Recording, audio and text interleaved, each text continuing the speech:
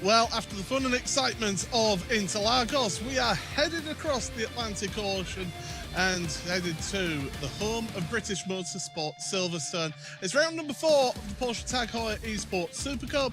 Paul Smith, Sadie here as always, and we start off with the All-Stars as always, and it's a brand new car for this season for them now because we've done with the 992, we've headed over to the 718. Yeah, and we've gone to a high-speed circuit of Silverstone as well, where we're going to be racing in this particular round. So it's kind of interesting. You go to the high-speed circuit. We're going to arguably the slowest, well, definitely the slowest of the 3 Porsches they'll be using in the All-Star Cup. But one of the coolest ones, the lovely little Cayman. I admire it. I think it's a brilliant little car. And I think in GT4, it's a fun one to drive. It's very much momentum-based. And with so many corners at Silverstone being high speed, it's going to be a little bit opposite lock. And who can balance it the best, I think. Yeah, as we have a look at the final few moments of the practice session for the All-Stars. Yeah, this is the Porsche 718 GT4 Cayman. And, well, this car, it's certainly a different beast. It's got ABS, it's got traction control, 425 horsepower, so it's a fast little thing. It's just a little bit more user-friendly than the 992 that we were using for the first 3 rounds. Yes, however, significantly less downforce and a narrower tire as well. So there is, like I say, that high-speed grip at a track like Silverstone will be arguably more difficult to manage, but absolutely ABS is a certain factor about it, no question. You'll be able to get a little more aggressively on the brakes, a little more forgiving. It might bring out some more of the drivers that were struggling with the 992. There it is, mid-engined, the smaller, the 718 in the Porsche family. Look, you can go back to the Boxer, you can go back to many different Porsche iterations. I think the Cayman is the most brilliant of the sort of the secondary Porsche, as I refer to it. I'm sure their marketing department won't love that, but obviously the 911 is the main car within the family. And I think, like this year, they released the GT2 version of this car. They already had, or sorry, the RS version of this car. They already had the GT4. They went with the GT4 RS. I think that car is the one to have if you want a daily driver. That's a Porsche. It's not going to be as menacing as the GT2 RS or the GT3 RS. And it's a little more manageable in terms of power on the street and a little bit less attention-seeking, but still beautiful and super fun to drive. I love the mid-engine aspect of the Cayman. I've had the pleasure of driving a few different ones now, including a GT4, and yeah, super cool car. I think if I was buying a car to be on track and off track, that's the one I'd go with. Yeah, it certainly is a good one. And well, here we are. We've said it's on Silverstone, and here we go. This is the track. You can see there, it's very flat is this venue. Little elevation changes here and there. 18 turns, a historic venue, the home of the first ever Formula One World Championship Grand Prix. So, as I say, home of British motorsport, but also the birthplace of that particular championship. But we're not there for that. We're here for the All-Stars. And well, as you see, Silverstone this week. Next week, it's back-to-back weeks. We head on over to the Red Bull Ring. Before then, after a couple of weeks, heading over to back across the Atlantic to Circuit de Villeneuve for the final round of the 718. Then Spa-Francorchamps, Nürburgring, and Circuit de la Sarthe for the 911 GT3R. That is going to be a true test for those drivers in that beast of a car. And then we finish off at the Autodromo of Monza.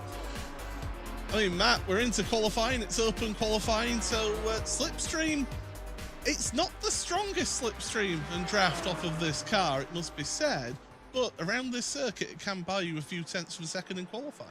I mean, it can, but as you can already tell just there, as we saw Kirk just completely tucked up behind the number 95 car, I believe, of our guest driver. Yes, it is. Casey Kerwin's going to be joining us this week as our guest driver in the series. So he's rocking the 95, the iRacing logo on the hood. More of an oval guy traditionally, but going to see if he can show his stuff here in the Porsche. But yeah, he was tucked right in behind, obviously, onto that straightaway and didn't really go for a move. In fact, arguably lost ground, so the drive off the corner is still more substantial. You're right. It's not a huge slipstream, but it's going to be more about, I think, Canada. I think especially when we get to Circuit de Villeneuve, we're in the right car there with the walls and the heavy braking points and the ABS being a factor within the car. I think around here, like I say, that you could have picked any of the 3 cars and they would all be a hoot to drive. But we'll see if the ABS is a factor into places like, you know, Abbey, or getting in toward, you know, around Farm and into the arena section. It could certainly be a factor. Yeah, as we look, there's Casey Kerwin on the left, there's Quirk on the right, and they're both chatting away to their streams and having a bit of fun out there. And I was joking before the event here that Casey, well, he doesn't need to wear a crash helmet, does he? Not with that beautifully manicured hair. Yes, he's got the best haircut in all of sim racing. Maybe I think apart he's. from you. Well, I don't know. I'm balding. I just hide it really well. That's the trick. You just need to leave a little bit of overhang on the sides to push forward, and no one notices. Okay. If I take the headset off, it's a little different, Paul. Okay. it's like a headband for me. No, look, I was gonna say he's like a Justin Bieber fan of like circa 2000, maybe 11 or 12. He's got those perfect bangs, you know. No, but Casey's a very respectfully quick driver in his own right. As I say, I mean, I've seen him on a number of different streams, working with other drivers, and he's constantly competitive in everything he touches in iRacing. So it'll be fun to have him. The RDA, another guy, always great to be with us. You can see him chatting with his stream. He's always smiling too, having a great time. He certainly is, and getting to grips with this car around that circuit. Maybe want to send a postcard to that Apex at Brooklands. But yes, Jadier hugging the inside of Luffield. There's two trains of thought around Luffield. You can either hug all the way around like Jadier did, or you veer off, you give it two apexes and really get the drive out the corner. Down the old pit straight, here's Borjazazo. Wow, that's, we normally see him, but the last 2 weeks he's not been in his customary tuxedo. He's going full ninja. He's definitely going to be more, I think, maybe this is a change of not only style, but driving style to go with it. Maybe he's just ready to be a little more loosey-goosey, a little more on the edge. Channeling Raphael is the red Ninja Turtle, I think, is he not? Oh, God, yeah, no, let's see if I can still do this. Michelangelo's orange. Donatello is blue. Leonardo's purple. Raphael's red. Ah, man, I'm good. That, probably got that for wrong. those younger viewers, that's a reference from the early 1990s. What do you mean younger? Those are old people these days, Paul. No, but I'm saying for the younger viewers who don't know what you're talking about. Oh, okay, gotcha. I thought you were saying younger than you. I was like, man, you're dating yourself. Please, I remember the 80s. As we go on board with Heike 360, Xavier Sanchez, of course, won on his home ground, and will be looking for another win in this championship. Jardier with a great lap, 7/10 faster. Here's Matt Malone. He's somebody who can really battle and fight out there, and I have to say that over the years, his sim rig area has changed a little bit. You've still got the dog bed there, but it's really nice hardwood flooring there. Yeah, nice looking place. I'd say a fairly new looking place. No marks on the walls I can see. Door looks pretty white still. Yeah, it's pretty cozy, as his lovely logo on the wall as well. Althea Bouk, Tia Massant's going to be driving as well again this week with our series. Cayman, maybe she didn't have the best go, admittedly, in the Porsche Cup car, but I think maybe the Cayman will be a little bit more up her alley in terms of driving style, and maybe Silverstone as well. Silverstone's a track I think everybody knows, no excuses there. We've had pretty familiar tracks throughout the series, but Silverstone is, I think, probably the most frequently driven within iRacing of all the ones so far on our calendars. So there we go. Now Dan Suzuki. Well, he's got a nice view out of his property there. So I don't know if you saw what Dan Suzuki's actually doing. He said he was going to do it for the first week of Season 2 in iRacing. For those of you, obviously a lot of you are iRacers, but for those of you who don't know, iRacing breaks its year down into seasons, and that's when you get the car updates. It's 12-week seasons. For week 1, he was saying he's going to mount his wheel to the kitchen table with just a chair on a single monitor and see how he gets on. And believe it or not, he's been pretty close to his actual times in the full rig, which is kind of crazy. But it just goes to show that you don't have to spend a ridiculous amount of money getting the highest end gear to be able to be competitive in sim racing. You can get a relatively cheap setup, get set up on a desk like I do. I race with a wheel mounted to a desk, and away you go. It shows that you can still be competitive with a lower end set of equipment. Yeah, I mean, he's still on a direct drive, but he's on the Fanatec DD Pro, the very consumer fan. It's incredible the price of DDs now. Like, Fanatec's done so well to bring that product to market because a few years ago, even DD was completely inaccessible to most people, if I'm honest. And yeah, you're right. It absolutely shows the technology is improving, not only to be able to mount great stuff to a desk, but also that you can do that. I think you go back to Emanuele Pirro when he was racing in some of the stuff during the pandemic, and he was in like a folding garden chair on a desk, and it was like, man, I love this guy. What a hero. Like he is the guy that's doing it for all of us. So it's kind of cool to see. You see, you've mentioned a name from when I used to watch touring cars from all over the world. Emanuele Pirro, what a driver. Not just touring cars, of course, but endurance racing as well. So, but yeah, here we are, DePayo with him going across the line. And the question is, has he set a lap time? I do believe he has not. And he's, see how much he was having to work his way through Abby there. Maxime, well, we've mentioned the crash helmets in the background many a time, so we don't think we need to they're outdated now. No, they're outdated. Lewis is back to, he copied Lando's yellow, you know, or did Lando copy him? There was a debate on their Instagrams. And then, yeah, I think she's got to get new ones now. Yeah, that's it. Come on, Maxim. She'll have to maybe ask a few people to send her some or something like that. I don't know. I'm sure she's got a PO box. That would be a cool. You remember you used to buy pottery that you would paint yourself? Yes. Or like model cars you paint yourself? Yes. They should sell those helmets and let you paint them yourself. I would buy one then. I don't really care for the mini helmet, but if there was like an aspect of me painting it, maybe I could change up the colors or something and try stuff, or you just had to get it as close. I think that'd be cool. Paint by numbers helmet version. When I was younger, I used to build the little Tamiya model cars. Yeah, and you paint them at the end. Yeah. Or at very least they come with like a sticker kit, but usually you painted them. Yeah.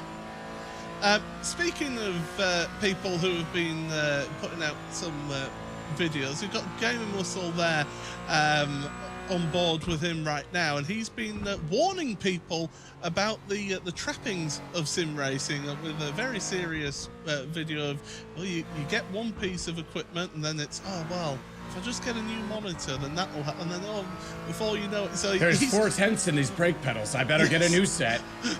Yeah, so he's been putting out a public information service. I compare that, like, there's two things you can compare that to. It's like tattoos. I don't have any, but everyone says as soon as you get one, you're like, oh, that wasn't so bad. I like this, and then you get a million more. Or the famous one for me, I'm a mountain biker, so less inclined to this. But cross country biking or road biking, it's like I can spend $800 and save 8 grams.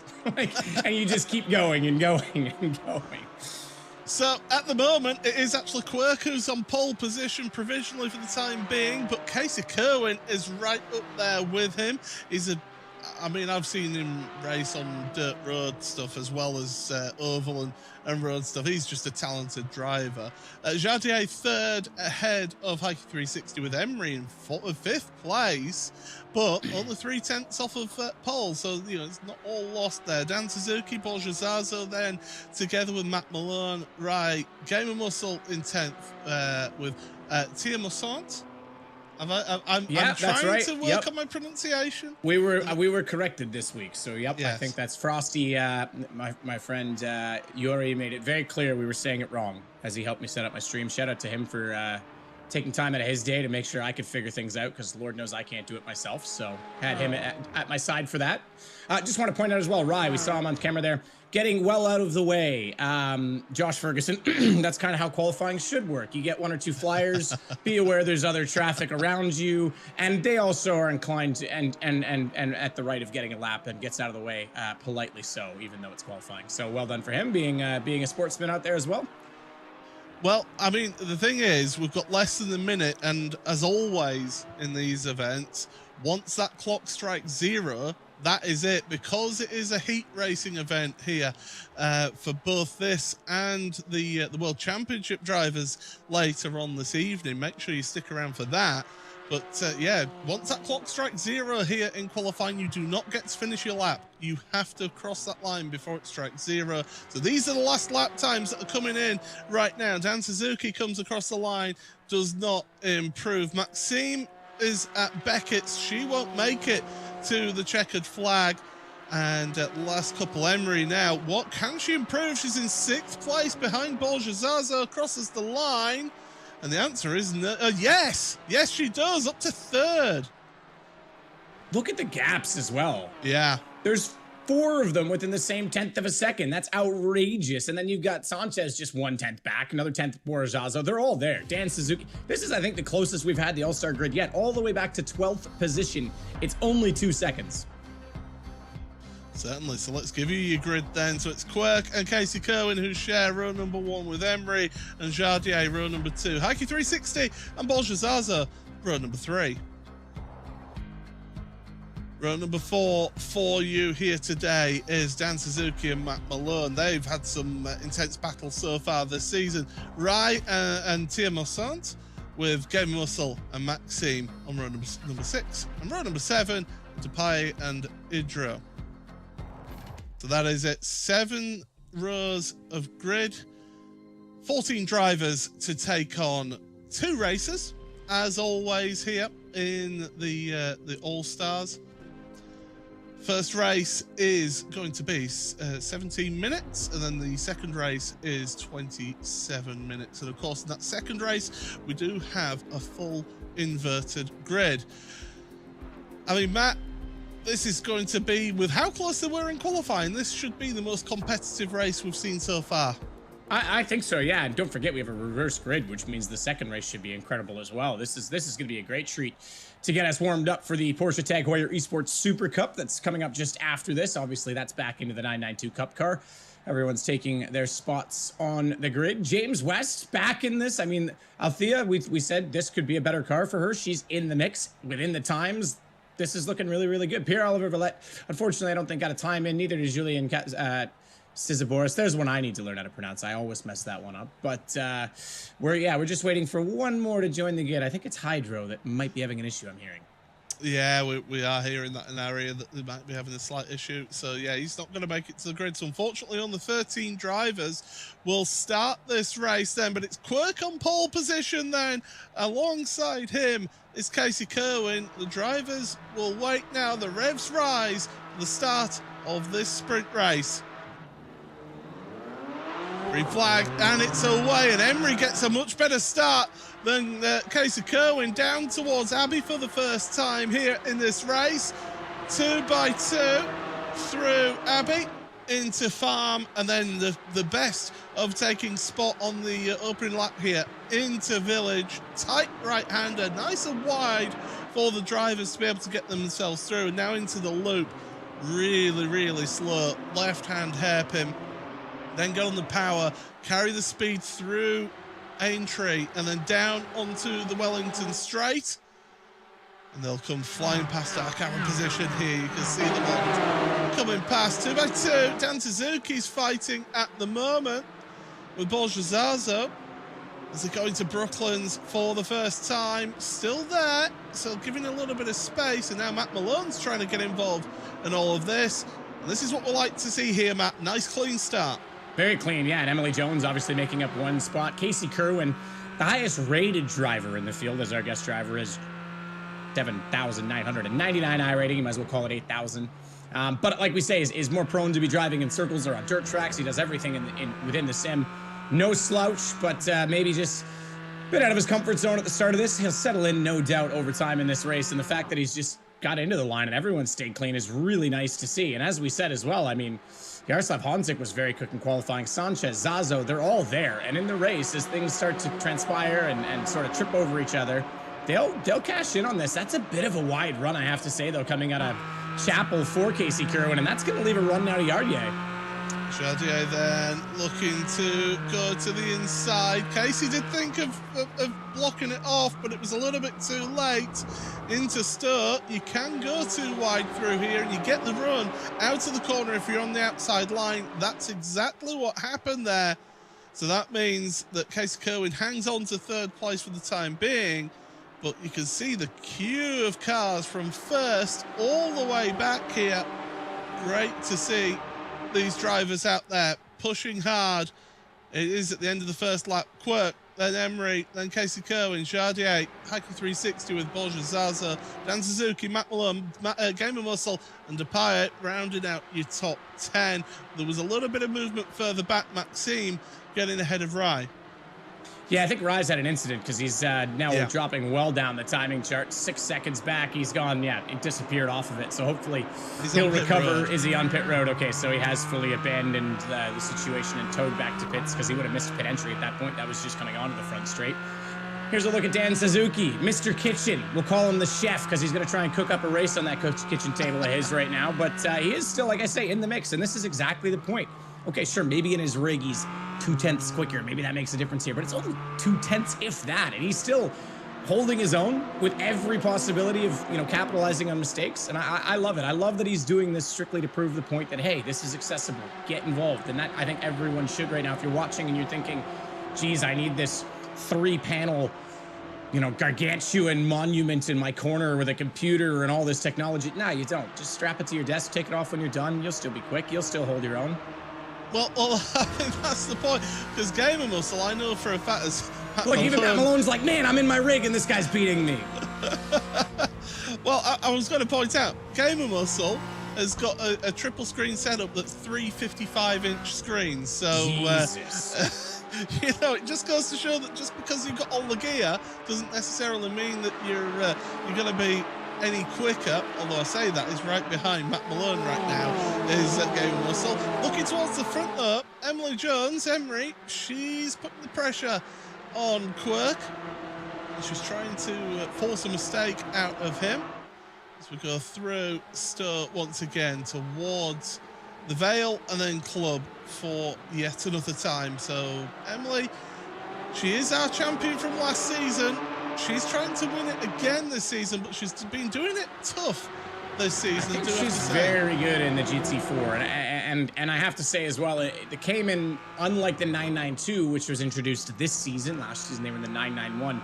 Should be more up to speed with that, right? It'll be more familiar. Something she raced last season. It's been in the sim a little bit longer, and therefore perhaps as busy as she's been, she'll be able to jump in this with less laps and be up to speed and back on pace pretty quickly. And she's looking pretty aggressive here. She's changing up her braking points a little bit compared to Quirk, just trying to find an alternate entrance and gain some momentum, maybe force him to consider his mirrors.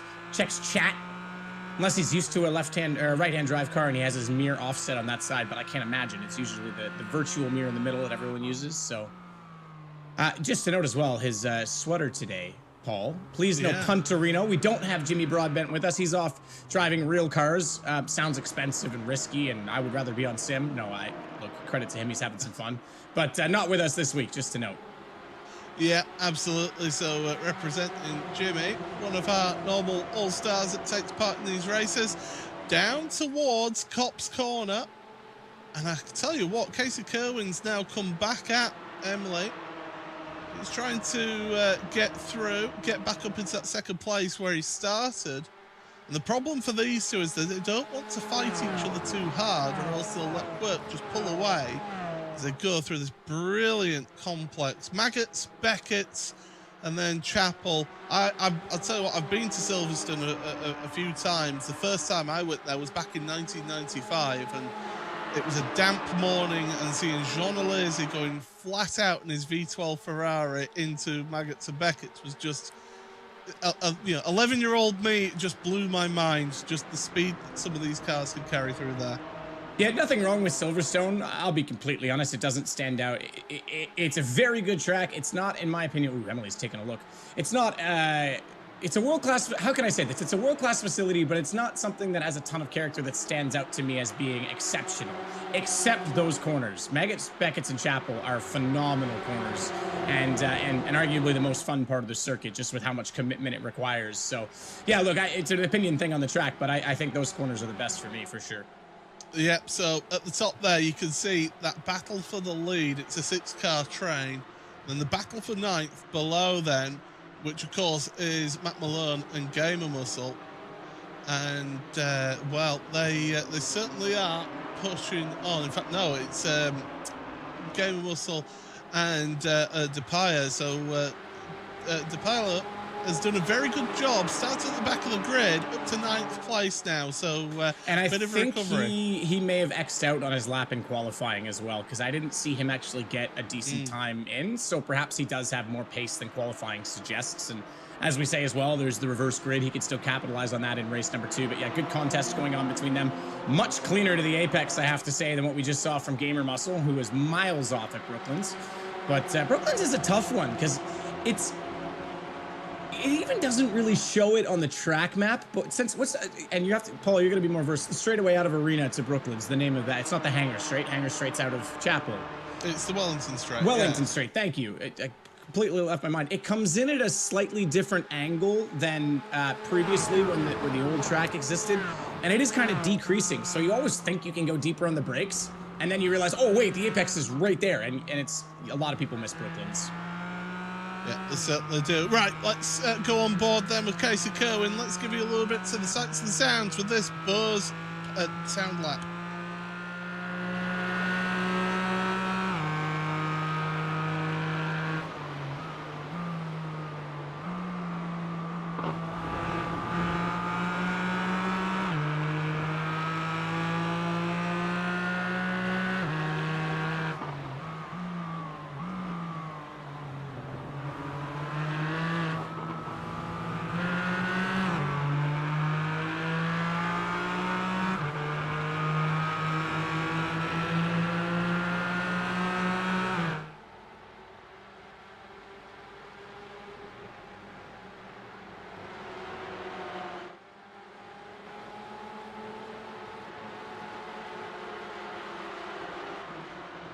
Well, there we go. There was some of the sounds. And, well, if you heard our commentary box, we both took a sharp intake of breath right then, because they were going 3 wide on the exit of club.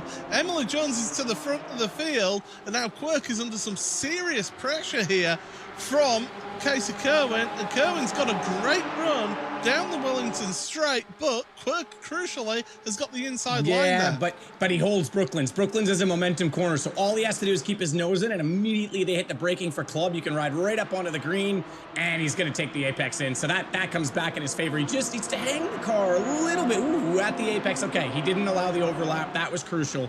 And ever the opportunities, Kerwin went at that while they were battling in front. You saw Emily Jones. They compromised their exit, as you say. Out of club, sorry, Luffield, that was that corner there, out of club, and he just jumped to the inside because he got the better run, but manages after 4 corners to get the job done. Great race. Look at this train of cars right now. This is incredible racing. We've got 7 cars in a queue right now. So is Emily Jones who leads, Casey Kerwin second, Quirk third with Jardier. Ike 360 is in 5th place, and just a little bit of a gap back to Porsche Zazo, Dan Suzuki, and Matt Malone is loitering with intent as well, so he's giving it a good old go. But here we are. This is Jardier in front of the man that we're looking at here, Heike 360, Xavier Sanchez. He's got Borja Zazo all over the back of him. You can see in front as well through that windscreen that the lead battle is not over here either. We've got 6 minutes remaining in this race. Things are starting to heat up here. Absolutely, yeah, this is great. I'm loving it. I love this train of cars, this sort of balance and composure. Do you go for the move? Do you try and make it stick? Do you risk giving up your spot in the queue and then getting shuffled down the order as everyone trains by? It's such great racing, and ultimately sometimes you just sit and you yourself don't want to make any mistakes because there's someone all over you, but you're just hoping the guy in front maybe misses an apex, maybe gets a little slide, and then it comes to you naturally because it's a lot of, like I say, looking forward, looking back, and making the right decision, the educated decision in each situation. So it's good fun. And like we say, reverse grid, all these guys will be at the back next time around. So maybe it's worth going for here in the opener. Yeah, that's certainly worth the effort to try and get a win here. Of course, Casey Kerwin, guest driver here today. So he is going to score championship points, but as he goes to the inside at Brooklands, Emily Jones, tries to squeeze him at the apex. That's cost her big time. She's good. She's still in. She's able to apex. Yeah, she was able to get it out way. Like I said, you can get right out over the AstroTurf on the outside of that corner. In fact, in the Formula cars here at Silverstone, in sort of the F3s, the F4s, you'll see drivers do that. They'll just let the car carry as much through Brooklands as they can with the aerodynamics. And now we're going to see this repeat of what we saw last lap. Oh, Quirk to the inside of Cops. Casey Kerwin trying to get the cutback. Here comes Jardier in all of this now. Oh, 3 wide once again as Jardier from 4th to the lead of this race. Incredible stuff. Heike 360's battling. Casey Kerwin is getting freight trained a little bit here. He's down to 4th place, nearly down to 5th. And that's exactly what I was talking about. Do you make the move and risk getting shuffled out? It's like karting, especially 4-stroke karting. If anyone watches 4-stroke as opposed to shifter or road tax, where they've got a little more power off the corners, it's so momentum-based, just like this Cayman versus the Cup car, that as soon as you're shuffled out, they're going to freight train you. They're going to keep that momentum. You're offline. You're losing all that speed. He gets forced to the inside as they went down toward Cops, and there was nowhere for him to go. And luckily, he tucks back in only in 4th, because that could have gone all the way back to 7th the way this battle's going. Yeah, things really are getting intense at the front here. And it's where do you look? Dan Suzuki now taking an opportunity. Ever the opportunist says thank you very much. Although Heike 360 is right there. He's pushed out to the exit and holds on to that place. Although Dan has got a nose there. No, decides to back out of it into Abbey once again. 3.5 minutes remaining here. So we should have 2 laps remaining. Casey Kerwin now going for the move on Quirk. I said that's a favourite overtaking manoeuvre down into Village. Not quite making it. Can you get the cutback out of the loop? The answer is no. Yeah, and again, even if he can, he has to be far enough along to get a really good drive into Brooklands, because Luffield comes right back. Look, yeah, he's loving this. How did I end up here? What happened?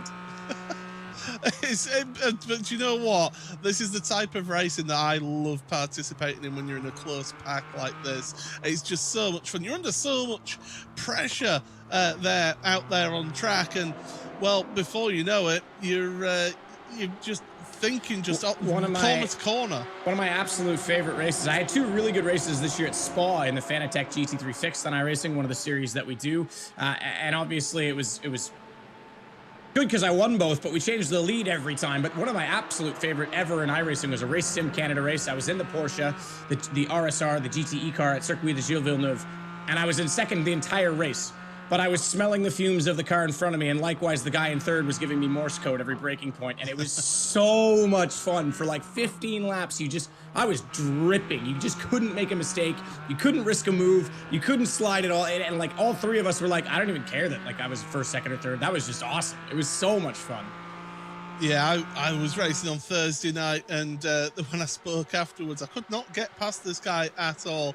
And he was saying that he was absolutely dripping with sweat at the end of that one. I'd put him under that much pressure. Meanwhile, speaking of trying to keep things intense, it is Quirk looking to the inside of Stowe. Now, you got the outside there, Casey Kerwin into the back of Emily Jones, and Quirk says, thank you very much. I'll take that second place now. It's starts the final lap here at Jardier, Quirk, Emily Jones with Casey Kerwin, and then Borja Zazo and Heike 360. What has happened to Dan Suzuki? Yeah, he's obviously had a moment. Fortunately for him, there was a gap back to Gamer Muscle, so he was able to keep 7th position for now, but he's under threat from Gamer Muscle. Meanwhile, we got to keep our eyes peeled here. Defensive from Jardier. Last lap, as you say, doesn't want to give Quirk any opportunity, and if Quirk overcommits to that, we know what happens with these cars. We just talked about it. Emery's going to be all over the opportunity. Well, here we are then, out of Aintree, down the Wellington Straight now. This is one opportunity, one slipstreaming opportunity. You can see them all just darting about. They're all looking for a gap. They're all trying to get into the mirrors of the driver in front. They're trying to force an error. So far, so good. Into Luffield then. All about getting the run out of this corner. Carry that speed then through Woodcut and down the old start and finish straight. Here we go. So Copse Corner. You can make overtakes at Copse Corner. And Casey Kerwin, we've just been told, has picked up a black flag for too many instant points. We saw this in the opening round of the Porsche Tagore Esports Supercup. It's happening here now in the All-Stars. Yep, there would be a lot of runoffs. Obviously, we talked about the AstroTurf, but obviously getting into the back of Emery, that would have given him a 4X as well. He's still smiling. He's going to finish this one out either way because he's enjoying himself, so he might as well take it right to the finish. But yeah, that's unfortunate for him. Look, he's guest racing. as you say, he will score championship points, but he's not necessarily in the championship. So not the most dramatic thing for him, but unfortunate for him nonetheless. Well, here we are, final time this opening race down towards Stowe Corner then. It is Jardier who's holding on for the time being, but Quirk, if he can go through and get a good run out there in towards Club, look to the inside perhaps. No, Jardier's got that covered off. He's going to park it on the apex there through the final corner, and it's, well, Quirk's going for it right at the end there. He's squeezed, but Jardier gets the win, and look at the joy on his face. He's normally the happiest man in sim racing. Well, he's showing it right there. Yeah, winning a race like that is amazing, especially when you sat back the whole time. He was in 4th for the majority of that battle. Drama further back. Is that Dan Suzuki that's backwards? Yes. No, it's Dupilio, I think, actually. I think Dan Suzuki was just the one that went through the shot prior to that. So, yeah, he's gone backwards and around at the finish. I think he crossed the line in reverse at that point in time. Noted as well, Matt Malone, a black flag for incident points. So that's 2 drivers. But again, 2 drivers that will be shuffled in the results of this race. So Casey Kerwin actually will benefit in the reverse grid for that. So at least there's some good news or a silver lining to that situation for those 2. More so for Matt Malone, who is looking for championship points. But yeah, what a race. Yardia is going to be loving that. Well, here's what happened earlier on. We were saying about Dan Suzuki, and it's Gamer Muscle and DePalio. And that's Matt Malone there. Oh, so this is what's happened at the end. We did have something else as well with Dan Suzuki, but this is what happened at the end there. Matt mounted the curb, and as soon as you do that around here, it just sends you into the other car. But we can tell you, Jardier, there's one thing that we know for sure. He's the race winner here in this opening heat race, with Quirk 2nd place. Emily Jones 3rd, ahead of Borja Zazo in the official results then. 4th with Xavier Sanchez, Dan Suzuki, Gamer Muscle, Tia Mossant, great result for her in 8th place, with Maxime 9th and Rai in 10th. Casey Kerwin, DePilio and Matt Malone all picking up penalties right at the end there, dropping them to the back. But then, of course, with a full inverted grid, means that they're starting at the front. Absolutely, yeah. That's going to benefit Casey, who's got some good pace. He'll get a bit of a jump over the rest of the people that he was battling with, who were undoubtedly going to be battling again. Emily Jones, Jardier, all those guys. Dan Suzuki as well is another one who went backwards a little bit. Obviously had a mistake. We didn't quite get to see it there, but could be one to watch. And I'm supporting what he's doing. I think it's very cool that he is showcasing the practical side of sim racing, because it itself can be expensive, but it is very accessible compared to the real world counterparts. And I think that's the beauty of sim. And I think that's so cool that he's even showcasing that at this level for everyone. So proud of him. Well done. I want him to win it. That said, Paul, I want to talk to the guy who had the best fist pump on the day. I would have thrown my arm out if I fist pumped that hard, but Jardier, from 4th to 1st, sitting back watching it all unfold in front of you, you led the race, probably the least of the guys in front, but at the right time. Yeah, I'm just shocked, man. I have no idea, Sonika, what the hell just happened, you know? I just placed the card. I was just patient. I was like so careful, and then I seized the opportunity, you know? That's all that happened. How fun is it to be in a race like that, where, you know, we were kind of touching on the broadcast, but risk versus reward, there's so much going on around you. Yeah, like everyone, like I was like, obviously the pace of like top 8 was completely the same. We were like in one big group, and I was like, okay, I'm gonna just take it easy. I'm gonna just stay with everyone, and everyone was like very careful, you know, because you could literally see as soon as someone attacked, they lost like massive amount of the time and position. And yeah, I was just patiently waiting for maybe my opportunity. Yeah, well, you certainly got it. How's the Cayman now that you're back in it after the 992? Best car ever, like, obviously, right now. I love it. It's completely different to the cup car we driven last time. It's different because you need to like focus more on the corners, like getting proper exit and so much, compared to the 911 where you're just basically hoping you will not crash. But yeah, it's like, as it's slower, it's so much more difficult, as you can see in a close racing, because you can't sacrifice any millimeter of the track. Yeah, it's so momentum based, right? I think it's really cool to watch. How is it around Silverstone? I actually haven't driven it around Silverstone yet in the sim. Something I probably need to do, but it seems like such a high speed track with such little downforce.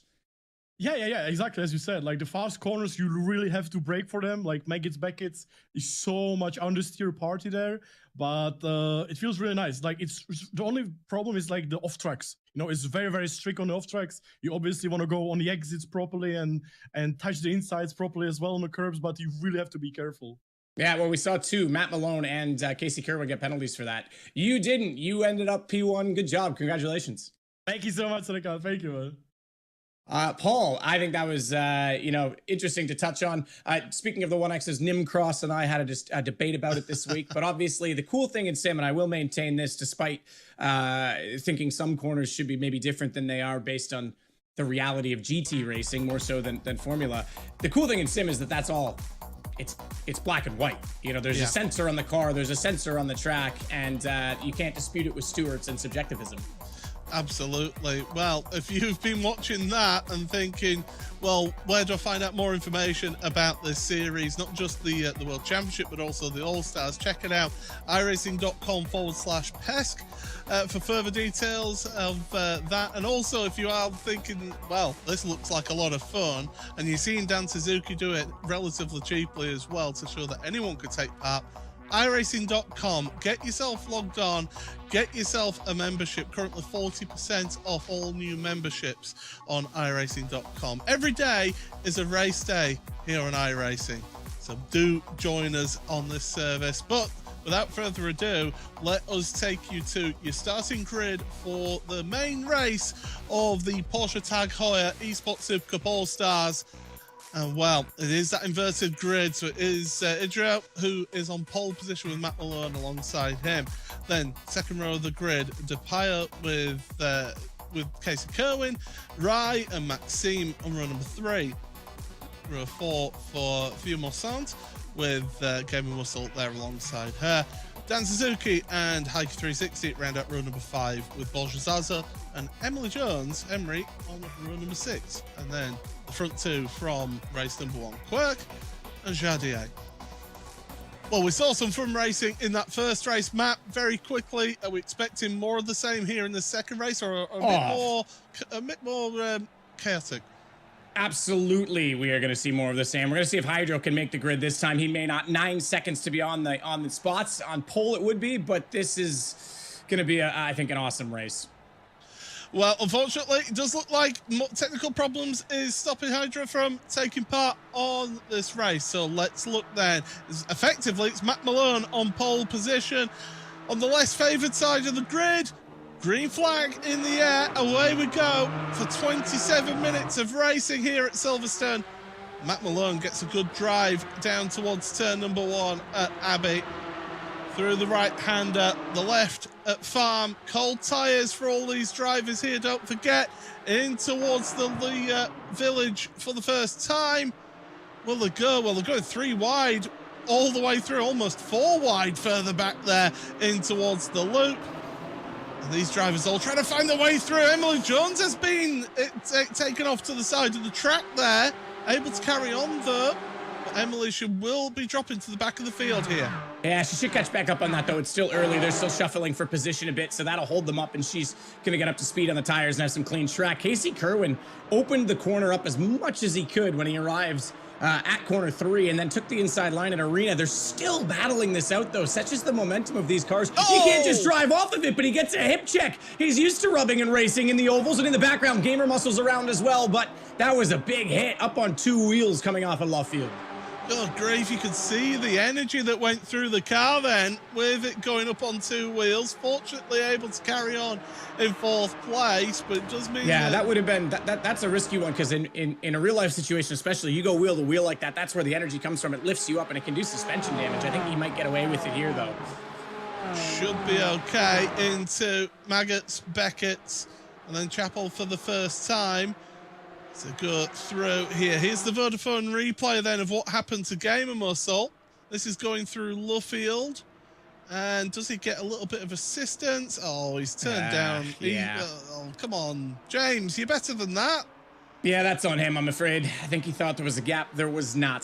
Dan Suzuki was already inside there. So, yeah, absolutely. He was entitled to that spot. And meanwhile, here we go. Emily Jones, I said it. She'd catch them up quickly. She's already made a few spots based on attrition and the 2 spins we did see. But this is the race for the lead as they go side by side. Dupilio trying to get by Matt Malone, who holds his nerve and holds the line, and therefore the position. Kerwin's lost out on one, by the way. Well, yeah, he did fall down to 4th after that contact through Lovefield. So, yeah, he's down there in 4th right now. Across the line, then it's Matt Malone, it's Dupilio with Wright, Casey Kerwin. Maxime is loitering with intent there in 5th place, just ahead of Quirk.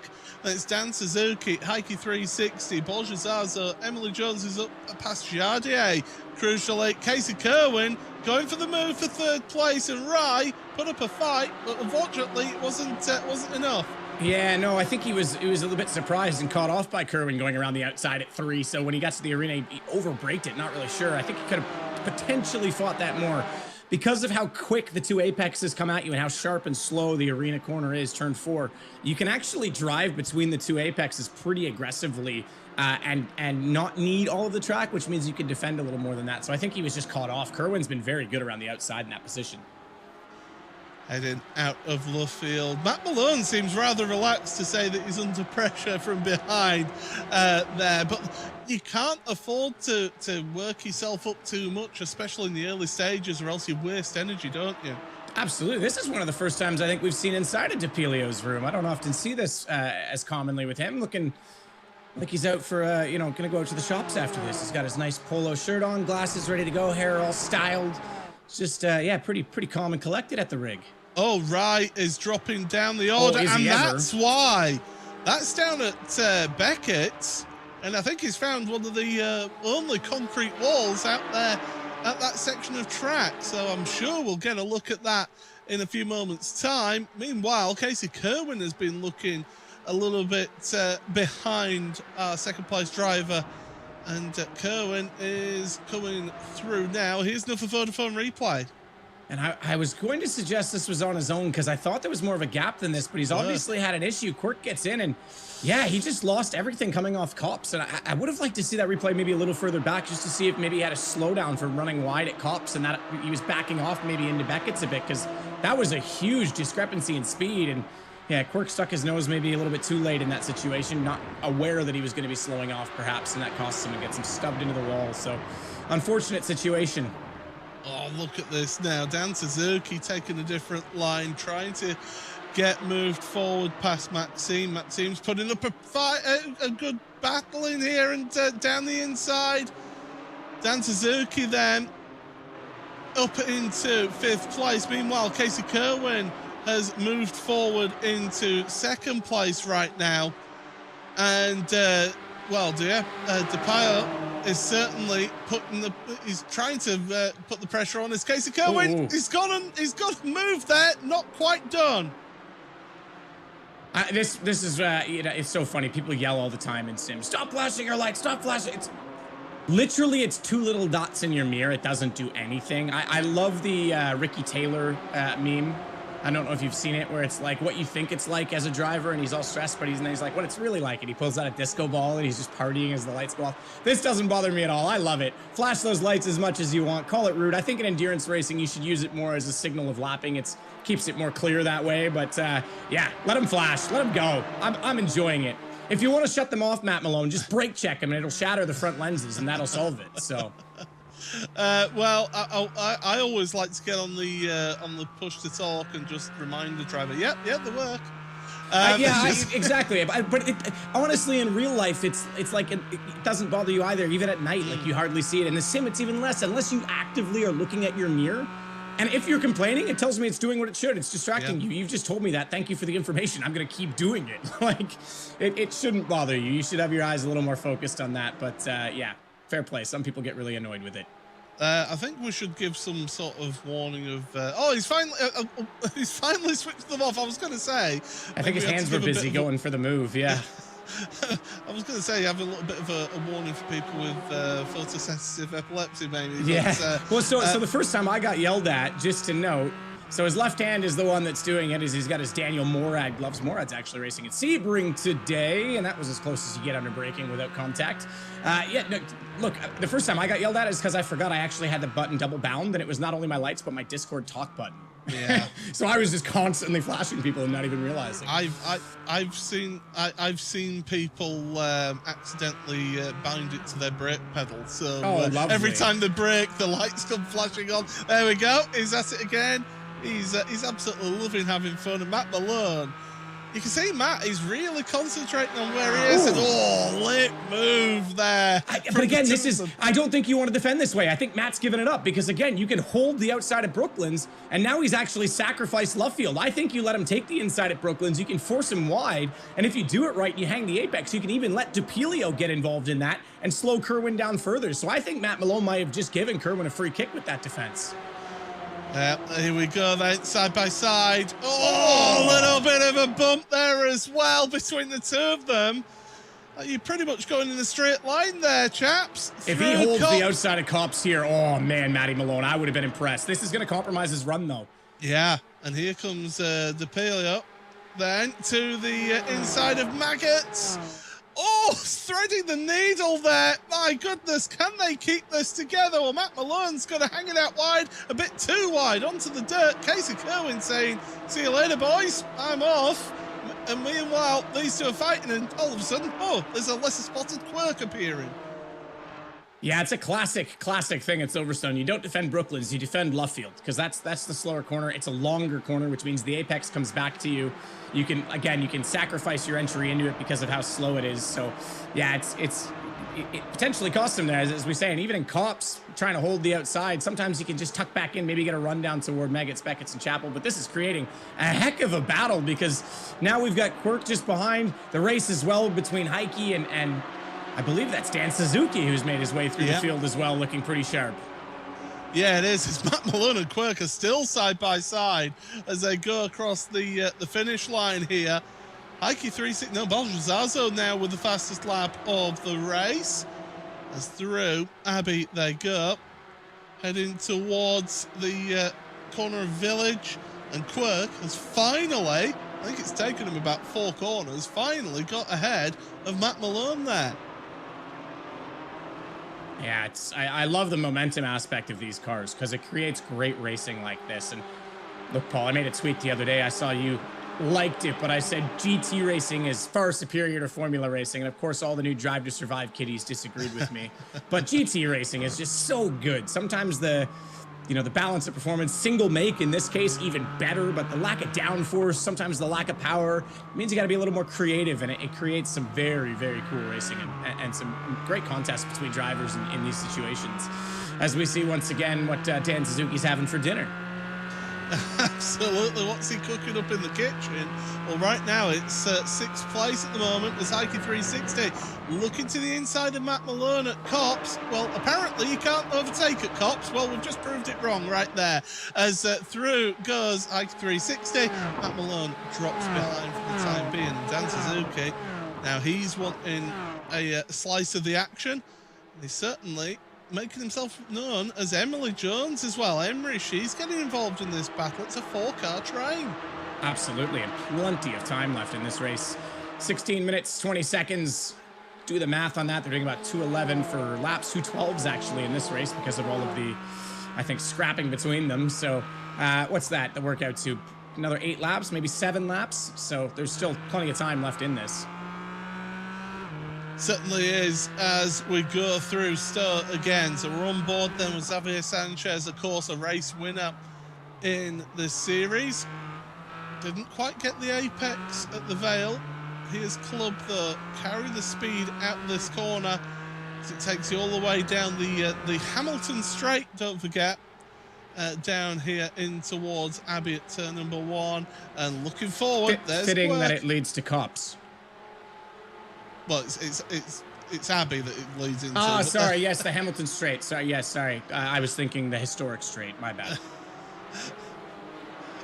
You can tell who's the Brit here. I just was being controversial. Let's be honest. Well, Quirk has made his way past. Meanwhile, looking at this queue of traffic, Emily Jones now is thinking, well, it's a Saturday evening. It's like we're off to the cinema here because I'm caught up in a queue of traffic right now. Oh, a bit deep from Dan Suzuki, but you can get the run out a little bit at that corner, but Dan's got to be careful now. Yeah, it does have to be a little bit careful. 5:30 a.m. right now in Australia for Emily. Did she wake up early or is she up late? For me, if it's me, because I'm an older man, I generally wake up earlier now. It's an early wake up for me. I can't stay up too late now. I'm a night owl, and even I can't stay up too late anymore. Like it's still pretty late, like 1, 2 o'clock, but I used to be able to just go until the sun was up and then be like, oh, I should probably get a nap. I cannot do that anymore. No chance. Well, it's Depilia then, who's third place, the last spot on the podium. You've got Heike 360 right behind. Matt Malone is looking. Malone's thinking, oh, I was leading this race at the start here, and I've fallen back. I need to start making some moves forward. Emily Jones, speaking of moves, down the inside at Stowe to make a position up on Dan Suzuki. So that's up to 6 now for Emery. She has got intentions of at least getting a few more spots in front of her. Great battles again, though, all the way through. Bit of curb from Maddie Malone. That'll compromise a bit of the exit because they'll hop in. Yeah, absolutely. He's got to concede, I think, the inside. Runs wide, trying to keep the momentum going. Probably get an X for that. But, yeah, the cars are a lot softer sprung, and the damping of them, they tend to hop a little bit on the landing. And given the GT4s and the Caymans have more of a forgiving differential in them, not quite as ramped up as what you get in the Cup car or the GT3, especially a full race diff. Definitely would be a built diff for racing. It's not the same when you get the street car, but they're going to unspool a little bit, and that axle, when it hops, is going to bind up, and you're going to lose momentum every time you do that in the Cayman. So you want to limit the bouncing in these cars as much as possible. Yeah, fortunately, they've got quite flat curbs around this track, so they don't need to worry about getting a bit of height off of those. Move to the inside of Brooklands, but we've seen it if Depalia can hold that outside line as the inside for Luffield, but you can get the drive out of Luffield on that outside line if you keep that overlap there, and that's exactly what Heike 360 is doing now through Woodcote once again, coming across the old start and finish line. That's not where we're racing from here. Down onto the brakes once again, around the outside of Cops. Heike 360, thank you very much. And Matt Malone, he's trying to take advantage of that. Very, very close between these two, these 4 drivers, should I say. Well, we're on board with Emily Jones, so why don't we give you a little bit of a buzz sound lap.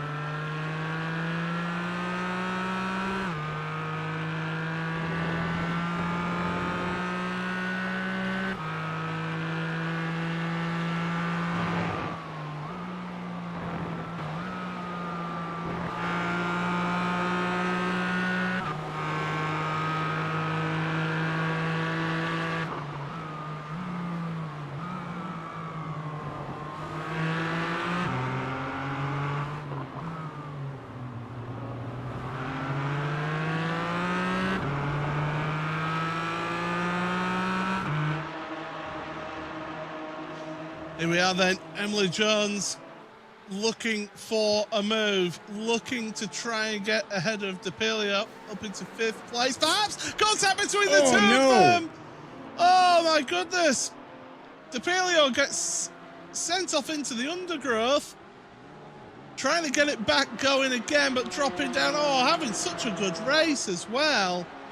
Emily as well. I don't know if she's picked up a little bit of damage from that incident, but I've heard of squeezing. I think Emily might have just squeezed a little bit too much there. Yeah, that was a bit aggressive. I think I'd love to see another look at it as well, but kind of caught us as we jumped back on to the TV cameras. But yeah, poor DePilio. I think you're absolutely right. He was having a great race, holding on to third. This is, again, though, we said Emily Jones, she'd have every right to come back through this field. It was an early incident that put her wide off the start, and everyone was going to be scrapping, and she was able to make ground. So she's doing that now. She's going to continue to close up. Maddie Malone and Heike 360 in a bit of a contest in front of her as well. But we'll look at this now, Paul, and see exactly what went on as we jump into Vodafone replay. And I think she's there, but not enough. And yeah, I think just under braking, maybe they trip over each other a bit. She could have left a little bit more room on the right, and unfortunately that sent him. Yeah, and this is what I've explained in the past when I've been racing, that yes, you do want to try and give yourself the best opportunity of opening up a corner when you've got a car alongside you, but you've got to think you are all racing over the internet. You've got to take into account that and just give that little bit of just extra breathing room, just to allow for if your internet connection just slightly alter as you're going alongside somebody. Speaking of going alongside, it's Matt Malone and Heike 360. Jumping away as well as we look back to the front of the field. Quirk trying to hold on to the back of Casey Kerwin. We said him getting the penalty of the first race might benefit the reverse grid situation, but he's pulled him in by a second. And you can already see, even though we said the draft isn't that significant, still 8 minutes and 30 seconds to go. It's down to a half second to the lead, and Tyson closing in has Casey thinking twice, trying to break that toe already. Yeah, he's running a little wide as well. There is a bit of a double apex line you can take to get a straighter run off the corner, so that's not the end of the world. I'd have to see if he's been doing that consistently, but it looked like he gave a bit of a tap of the brakes to get the front end in. Casey did that time. Yeah, it's some drivers prefer that. Some drivers prefer just holding that tight line all the way through Luffield. Me personally, I prefer the two apex approach. And yeah, Casey Kerwin then on board with him, looking back at Quirk. I just want to point out they're USA gloves, but they're made by a Canadian. That well, designed by a Canadian, Daniel Morad. So they might look American, but we all know he's a Canadian at heart. Casey, he wishes he was one of us. And I'm just saying this to spite Drew, who told me to mention the American gloves, our producer, in my ear. So there you go. A little bit behind the scenes for you there, folks. As we go down into Stowe Corner, and it's still Quirk just holding that half second though is Casey Kerwin. So at the moment, it's not really closing up this lap. But it's then you look further back, then it's this bit of competition further down. It's Javier Sanchez with Matt Malone, Emily Jones, Dan Suzuki. Jardier is involved now, along with Borja Zazo at the back of this group. So these drivers, it's been tremendous racing all the way through the field here at Silverstone here today. And these all-star drivers have been putting on a good show. Matt Malone, that's not traditionally an overtaking spot down into Abbey, and he's shown it, and Emily Jones says, thank you very much, I'll have that. And this is exactly what we talk about. You try and make a move in these cars, and it sometimes costs you so much they don't have a ton of power to drive off the corners, quite like the Cup car or the GT3 car, and it just compromises so much of the exit. Matty Malone, who maybe Casey Kerwin's gloves are modeled after his livery, is going to give up the spot, nearly gets into the back of Emery, gets a massive slide, and here comes Dan Suzuki.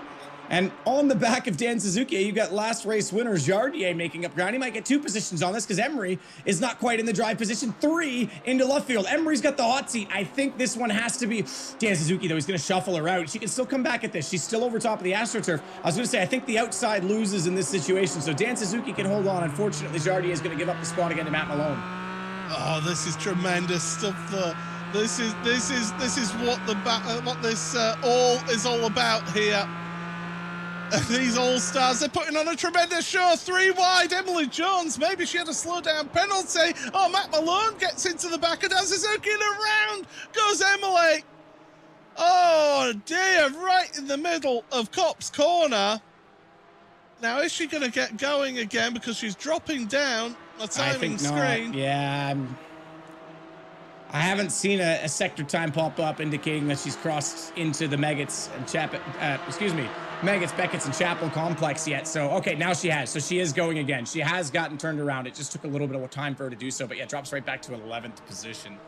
And Matt Malone has some damage now from all of that shenanigans into Stoke Corner. You can see the front end not quite stock. Don't worry, take it to your local Porsche dealership. I'm sure they'll do a good deal. With these GT4s, you actually very much can. You absolutely can go to a Porsche service center and get them to order in the racing customer parts for you with GT4. It's actually pretty cool. Not every manufacturer in GT4 does that. Not everyone has, let's say, a McLaren dealership, but some of the brands that are more well known, like Porsche, you certainly can. I've just found out Emily Jones, she's stuck in 4th gear. Oh no! So she has technical issues on the sim. Black flag 39. That's Jardier. That's our race 1 winner. He's just been handed a black flag penalty. That's massive. Dan Suzuki's going to be up to 4th position here. Well, we've got 3 laps remaining in this race if they keep going. So right now, Jardier is going to be losing out. Here's a replay then. This is looking at everything in overview, and you can see, you can see that she's struggling. She was stuck in 4th gear, and she's already losing the car. And that's what can happen if you're in the wrong gear through a corner. You can have the back end swing round on you. I think I heard as well she got a slowdown. So the hip check going into Luffield put her actually, and I said she was still able to get back across the curb. It would have put her too far wide. She would have gotten the slowdown from that, despite that it was contact against her. And then on top of it, she has the 4th gear issue with her sim, so it all went wrong very quickly for Emery, unfortunately. So gives up the position. She did lose it on her own in the cops, I think, just the lack of speed and everything going on around her. And even though she got a little tap, not really on Borzazo on that one, I think it was just unfortunate that Emery was kind of catching him out with her lack of speed based on everything else. So yeah, unfortunate end to the race for her. But with about 2 laps left in this, 3 minutes and 16 seconds, we've got to show you the double box, because not only do we have a race for the lead, but we've got a contest for 5th right now. And Matty Malone refuses to give up the back of Dan Suzuki with Borzazo on this one as well.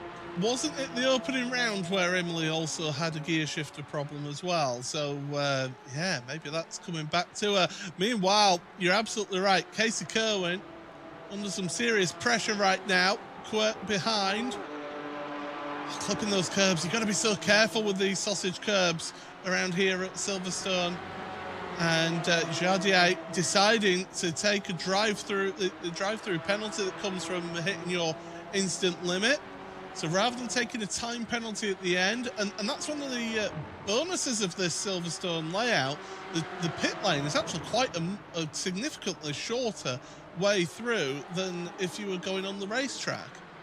Yeah, absolutely. In fact, in many series, they have to lower the pit lane speed limiter to compensate for that, because obviously you enter out of Stowe and you therefore skip Vale and Club, and it's a significantly shorter distance. So they drop the speed limit of the pit lane to make sure that no one, otherwise you could just run laps of the pit lane all day. Well, Ayrton Senna got the fastest lap at the European Grand Prix in 1993 by driving through the pit lane. Now, that was pre-pit lane speed limits. Yeah, which is absolutely mind-boggling that was ever a thing, by the way. But he did that because at the European Grand Prix that year, the pit lane entrance cut the inside of the final hairpin. He then went down pit lane. He claims that he had heard a radio call to come in, but the team weren't ready, so he carried on and ended up setting the fastest lap. Luckily, there was no point for fastest lap back then, because that would have been a controversial one. Yeah, absolutely. Well, Quirk has just dropped back a little bit from Casey Kerwin in that race for the lead. The race for 4th, though, that is still rather intense, because Matt Malone is having to go a little bit defensive here from Borja Zaza. We've seen how Borja can be a little bit aggressive at times, but he is a very, very quick driver as well to back that up as they go out of Chapel down the Hanger Straight once again.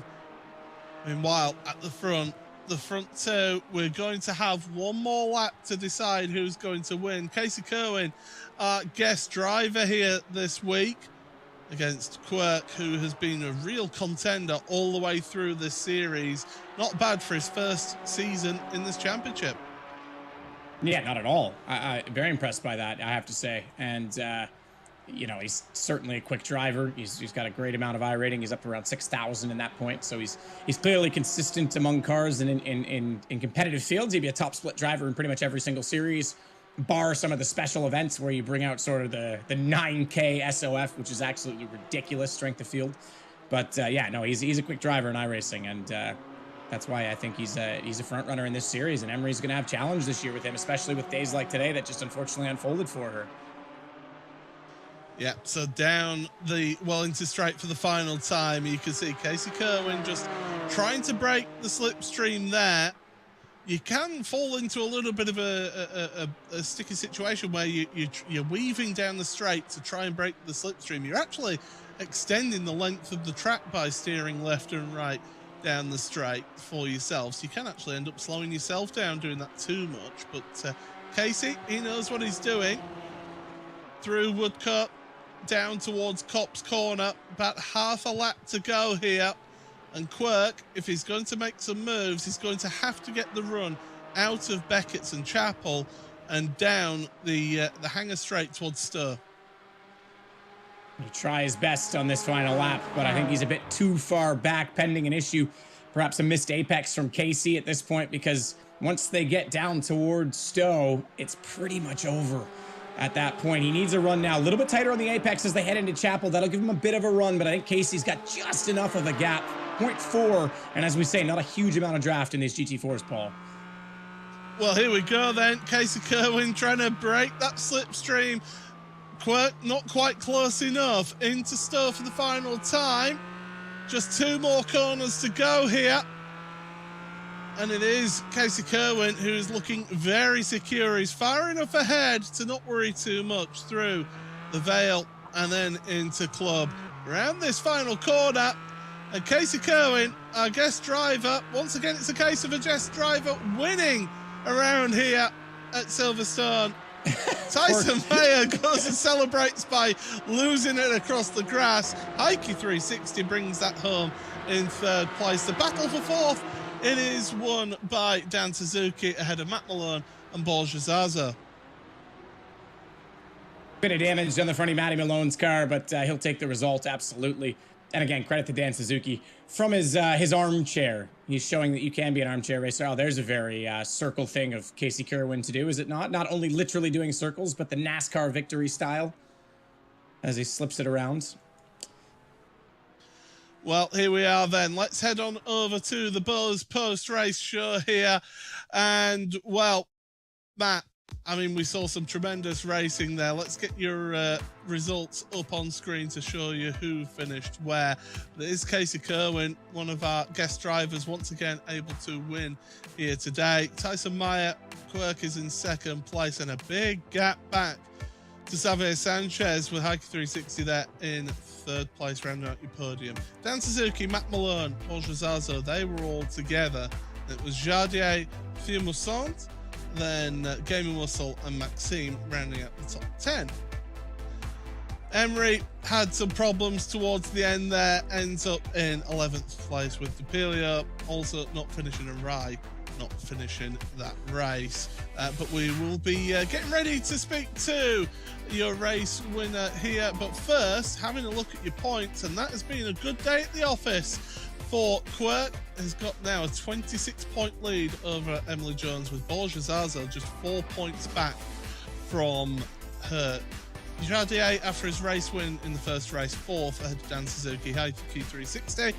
Matt Malone, Gaming Muscle, Jimmy Broadbent not racing here today, and then Tony Kanaan also not racing here today. Matt, take it away with your race winner. Yeah, absolutely. Tony Kanaan, obviously, speaking of iRacing, off doing Brazilian stock cars this weekend, which are now in the game. Casey, look, I'll get to the win in a minute, but pro driver, my line, entitled to track, you and Daniel Morad, what was with the disqualification? Because obviously the track had the better of you in the first race. Yeah, I didn't actually go off track too many times in the first race. I just kept forgetting about this whole ABS thing. I would kind of get into a braking zone and start gaining on someone and try and check up more, and I ran into him. I just stabbed the brake and would just get in the ABS, and I kept running over people. So yeah, I got I think I had like 12 incidents there. And then once I hit 14, I just drove off in the final corner, not paying attention, and then had a drive through on the last lap. So That's what I have there. Unfortunately, fortunately and unfortunately, it threw me to the front, so I wasn't kind of still with that same group, even though I guess I kind of got lucky being ahead of them because Cork was running me down really quick. So, yeah, that's what went down there, but it kind of worked in my favor a bit, I guess. It did, yeah. And look, you're more versed, obviously, with the circle stuff in iRacing. Not that you don't do road. Obviously, you're pretty adept there as well. But were these guys a little quicker than perhaps you expected? Because Quirk was pretty on you there at the end. Oh yeah, for sure. I mean, I knew, like, I've raced Quirk and Matt and a bunch of these people, and I've seen, you know, Emily and other stuff as well. But like I've never been around some of these people like Jardier. He was really quick. But yeah, it was really cool. And I haven't raced GT4 as much, which was like a whole new learning curve a little bit. But either way, I mean, I did plenty of practice and they were all really quick. And I know Quirk especially, like, he's rapid at some places. So yeah, it was a great race though. The first one especially was a lot of fun. And then the second one, thankfully, I kind of just got out in front and had a bit of a gap to him that thankfully I was barely able to hold on to. Well, you did. And it gets you a guest win, which is always nice to see. It gives us a chance to chat with someone new. And yeah, I mean, look, you're doing a lot of sim stuff this year. So busy guy, no doubt about it. Great to have you with us. Thanks for joining us. Thanks for having me. Appreciate it.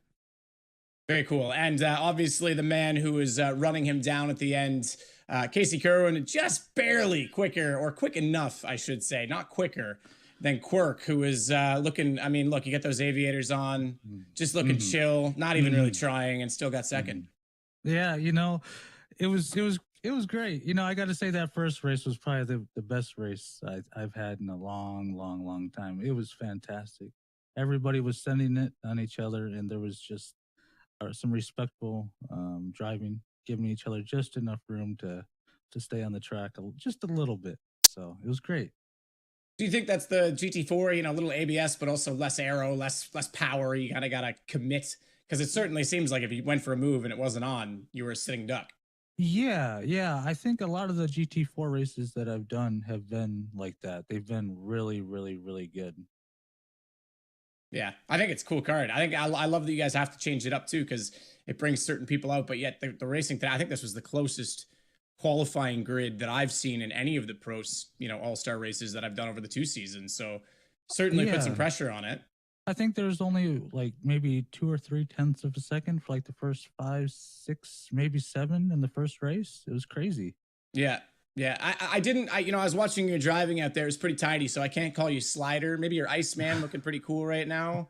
I don't know. Who's your pick right now for call sign? Let's go with Goose. That's unfortunate how that ends. No. This is the continuation. This is the afterlife. We're gonna bring Goose from the back. We're gonna bring him back. Okay. All right. I like it. Goose is cool. He was. Everybody loved Goose. I'm sorry. All right. Cool. There you go. I love it. Good job. Right. Congratulations today, Dan Suzuki. I want to touch on this. I called you the chef today because you're cooking something up at the kitchen table. Talk to me about this week 1 thing you're doing. Yeah, it was a little experiment because I get so many questions. Hey, how much faster is expensive gear? So I went just with a more basic, I mean, still a Fanatec CSL direct drive, but I just wanted to see how it goes. No load cell brake, no hydraulic, no nothing, single screen. Was interesting, but I'm also happy that it's over now and I can go back to my rig, to be honest. Yes, I mean, you did well, though. I remember tuning into your stream. You were even like, I'm quicker. I'm selling the rig. Like it is really cool though, right? And look, you had a good race today. We could talk about that, but I think this is kind of cool for people watching, that you can be accessible and still make the most of sim racing, right? So that was exactly the point in doing this experiment. Yeah. What was the biggest challenge with it? The lack of triple screens. I had no idea what the cars around me were doing. Like in some situations, I was just like, "Oh my god! Like please don't hit anyone." And yeah, that was. Did you bind your left and right? Did you use them at all? I have them bound, but I'm just so used to not using them that I forgot it. I never touch them either now that I have triples. It's crazy because the game obviously makes you bind them. But yeah, cool. Look, I think it's awesome you did that. I was rooting for it today. I think it's very important for people to see that as well. So good job and good message. Way to be an ambassador. Paul, that's our All-Stars done, but I think that was a lot of fun today. I loved the GT4. I loved Silverstone. I thought it was good racing. Yeah, absolutely. Tremendous racing, as always. I think it was one of the best races we've had in the All-Stars here this season. And, well, I mean, if you want to go racing, get on over to iRacing.com, get yourself a membership on there. But as we have a look at some of the highlights here, Matt, it was tremendous racing from the All-Stars, and it whets our appetite for what's coming. So, as we have a look at this, then we say thank you very much for joining us for the All-Stars. Make sure you stick around, though, because coming next is the Porsche Tag Heuer Esports Supercup. It is time for round number 3 of the 2022 Sorry, Porsche I thought we were Tag self-throwing Heuer there, so I just let it go. Interlagos, the Autodromo Jose Carlos Pache. Green flag, we're off for another round. Got good front row start for Sebastian Job. Jamie Fluke's getting jumped a little bit by Salva Talent. Pinto squeezes, little rub. Half is around there. He's off the track, Sebastian Job. A race winner finally in 2022. I think that's more relief from Sebastian than any elation. Round number 3 at a track that you, the audience, voted for, Interlagos, and I am glad that you voted for it. But the revs are rising. The green flag is in the air. It's a good start from the front row for Diogo Pinto. A terrible start from row number 2, though. That's a poor line through turn number 2. That's going to give Kevin Ellis Jr. the opportunity here. Nice and calm behind the wheel. You can just see him. They're all side by side as they stack up. The battle for the lead. There's been a change at the lead. Dane Warren's got to the front of the field now. Little contact between the two of them. Pinto's off wide. Warren goes through. Zach Campbell's trying to follow him. And we've got 3 for the front here. Ellis Jr. first place. He's got 3/10 of a second lead coming out as Jun Sao. And we said this is his best chance for it. He's got the inside, he's got the drive, and it's well executed by Zach Campbell. With the final lap, he takes the lead. But this one's not over yet as they head on down. But he's not looking at Kevin. He's looking at his apexes. He's running him out wide over the curb there. He's excited. He's on the radio. He's talking to his team. He thinks he's won this one. And you know what? He has won this one. Zach Campbell, a debut win for him in a feature race here at Interlagos.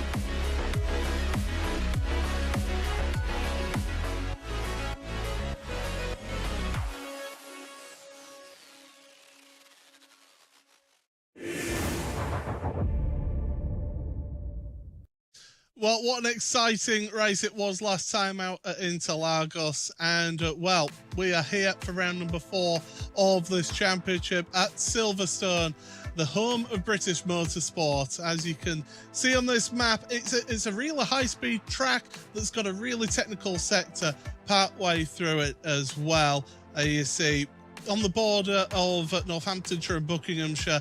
And who better to give us a show around this track than Jamie Fluke, one of your Apex Racing Team drivers.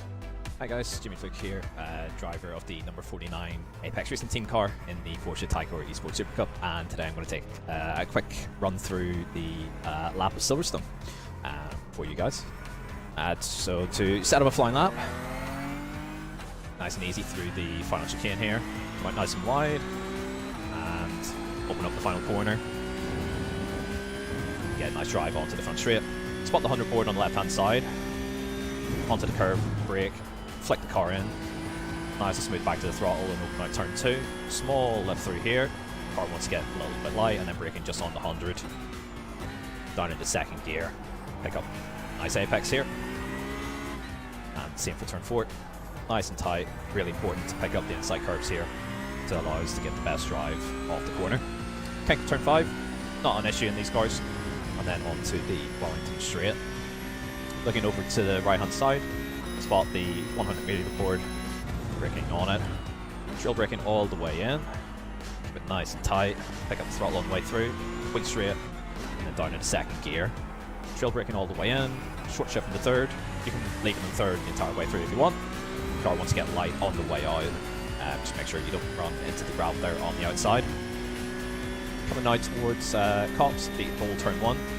Again, 100 meter board is our friend here, braking just right on it.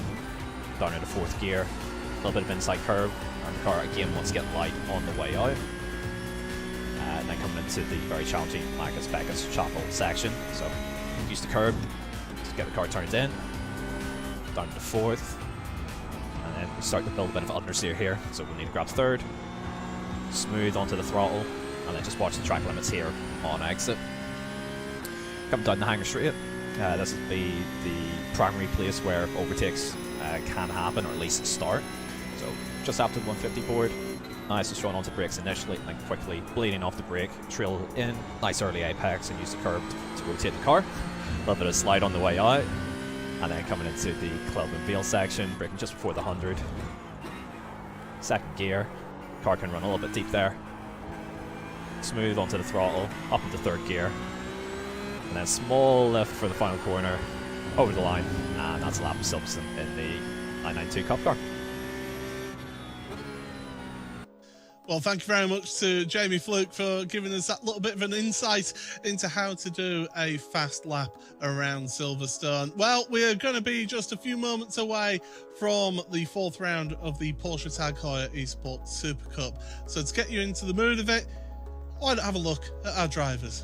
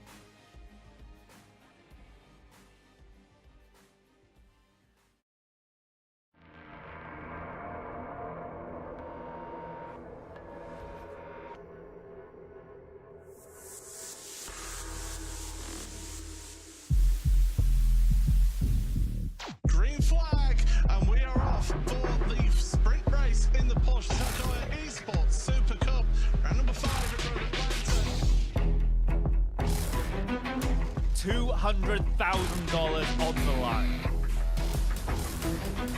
Who will rise to the challenge?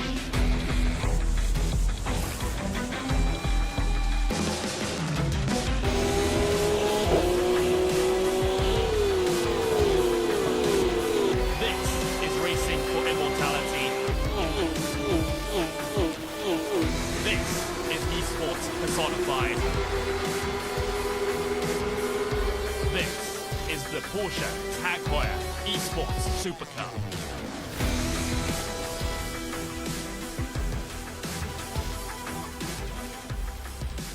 Well, after 3 exciting rounds of the Porsche Tag Heuer Esports Super Cup, we are here for round number 4 at the home of British Motorsport, Silverstone. My name is Paul Smith. Alongside me, as always, is Sada Kiss. And, well, we've yet to have a repeat winner this season. It just goes to show just how so close this field is this season. Yeah, absolutely. No Josh Rogers, who was the dominant force and a repeat winner commonly in the previous seasons, also was constantly getting pole positions. We haven't had a repeat pole position yet either. We have had a trend that every single driver who has gotten pole has gone on to win the sprint race. So we'll see if that continues today as well. Probably the most overtaking opportunities at Silverstone versus all of the other circuits we've been to so far this year. So that might be a more difficult task, but the points battle is heating up. Sebastian Job, after a good round, finally last time out, is back in the mix. Cooper Webster still leading the rookies. Red Bull's going to want to redeem themselves even further this weekend, and they've got some very, very hot hands in front of them trying to prevent that from happening. Absolutely. So it has been truly an exhilarating season here. And, well, let's have a look at the drivers who have held pole position the previous 3 rounds. So Dane Warren then, in the opening round of the championship at Hockenheim, won his sprint race. Diogo Pinto, Barcelona, won the sprint race. Sebastian Job, he was so happy with that result last time at Interlagos, and again, won the sprint race. So will we see a repeat? Will we see a first repeat pole position of the season as well? Well, just to give an update as well, because we mentioned that Sebastian did such a great job in qualifying, Graham Carroll did not. Last time out, after leaving Yuncao at Interlagos, getting the run onto the front straightaway, Graham finally on his hot lap had a zoom pop up that forced his game into a single window. And unfortunately, that killed his drive. So just to give an update on that, because we never really did get to the bottom of that and what happened on that lap, he was well off the pace. So this week, he'll be looking for redemption as well. And as I mentioned, we were just at at Interlagos. We were Barcelona before that, but here's a look at where we've still got to come up on the schedule, Paul, because there's some very, very key circuits and some very iconic circuits still ahead of us. Absolutely. Well, we head off to the Styrian Mountains of the Red Bull Ring in just a week's time, and then 2 weeks after that, head across the Atlantic to Circuit Villeneuve. I'm inviting you all to my country. I'll gladly take the invitation, thank you. Is then Circuit de Spa-Francorchamps for the next round with Nürburgring, Circuit de la Sarthe, and then finally ending off with Monza. I mean, you've got some really, really quick tracks in all of that coming up, so plenty of opportunities for drivers to get some moves done. And, well, to just let you know how things run here today, so we've now got qualifying for 12 minutes. The drivers have got themselves 3 fast laps to be able to set themselves a qualifying time, and then the sprint race, it's 10 laps long around Silverstone. After that sprint race, the top 8 from the results of that sprint race then get inverted for the main race. And the main race is double the length, 20 laps long. Pole position, of course, with the Tag Heuer pole position award, as always, as we've had since the start of the championship. And of course, that winner does get themselves a Tag Heuer connected watch. Everybody wants one of those, and and so far, as we've highlighted so far in this pre-show here, Matt, we've had 3 different pole sitters, so nobody can stake a claim to that prize yet. No, and interestingly enough, it's worth noting Dane Warren had the first pole position in sprint race win of the year. He's fallen off quite a bit. He's only had 1 other top 5 finish, and that was in the sprint race last round. So he still sits top 10 in the championship, but it just goes to show the inconsistencies we've seen this year. And one good weekend can set you apart. The reason Diogo Pinto's doing so well at the top is, if you look at the consistency, 3rd, 4th, 1st, 14th, the outlier, that was at Barcelona. There was a lot of contact, obviously, and a lot of drama there. And then 8th and 3rd. And then likewise, all top 10 finishes for Jeremy Bouteloup behind him, but no wins. So like we said, Sebastian Joe back in it with one good weekend. Guys that can do that this time out, Alejandro Sanchez. Looked like he was going to have a better start to the season. He's fallen off a little bit. Watch for him today to try and get some solid points. A couple of the other guys in the field that probably should do. I think Johan Hart's shown decent pace, but hasn't been able to put it together. But Graham Carroll, 2nd in our first feature race of the season, has the most penalty points applied of any driver this year, has -20 off of his total, and he definitely needs to turn things around. Yeah, it certainly does, as the drivers are out there preparing their cars for qualifying. Jamie Fluke, who gave us that tour around Silverstone in our pre-show, well, he had a really, really good outing last time at Interlagos, and he will be hoping for more of the same here this time around. But Silverstone, here's your points to be able to see. You look at that, just 7 points covering the top 3 right now as things stand. Zach Campbell, after that win last time out, is 17 points off of the lead. You go all the way down. I mean, it's 15th is within a 100 points. So this championship is still wide open here this season. Absolutely, and keep in mind for qualifying, there is points down to 5th position, 10, 8, 6, 4, 2. So 10 for 1st and 2 for 5th, respectively. Lots of points on offer if you ace the weekend, Grand Slam, whatever you want to call it. There is no point for fastest lap. However, there is 10 for qualifying, 25 for the sprint race, and 50 for the features. So as you say, 100 points deficit. You can get 85 if you ace the weekend. So it's not as significant as you think. It's not, you know, Formula One where a 25 is all that's, a 26, I suppose, if you get the fastest lap is all that's available. No, you can make a big chunk of change up in no time here. As we look at the man who's about a 40-minute drive away from where I am right now, going around the circuit preparing his car, Jack Sedgwick. He's getting prepared for this one. One driver that we do need to mention, 3rd place in the championship and the opening feature race winner of the season, Ayashan Guvan, is not here today. This is one of the rounds that he cannot commit to, unfortunately, so that will drop him down the field. But given how close this championship is, you cannot write him off. No, absolutely not. No, and he mentioned that at the top of the season when we saw him pick up the victory at Hockenheim to start things off.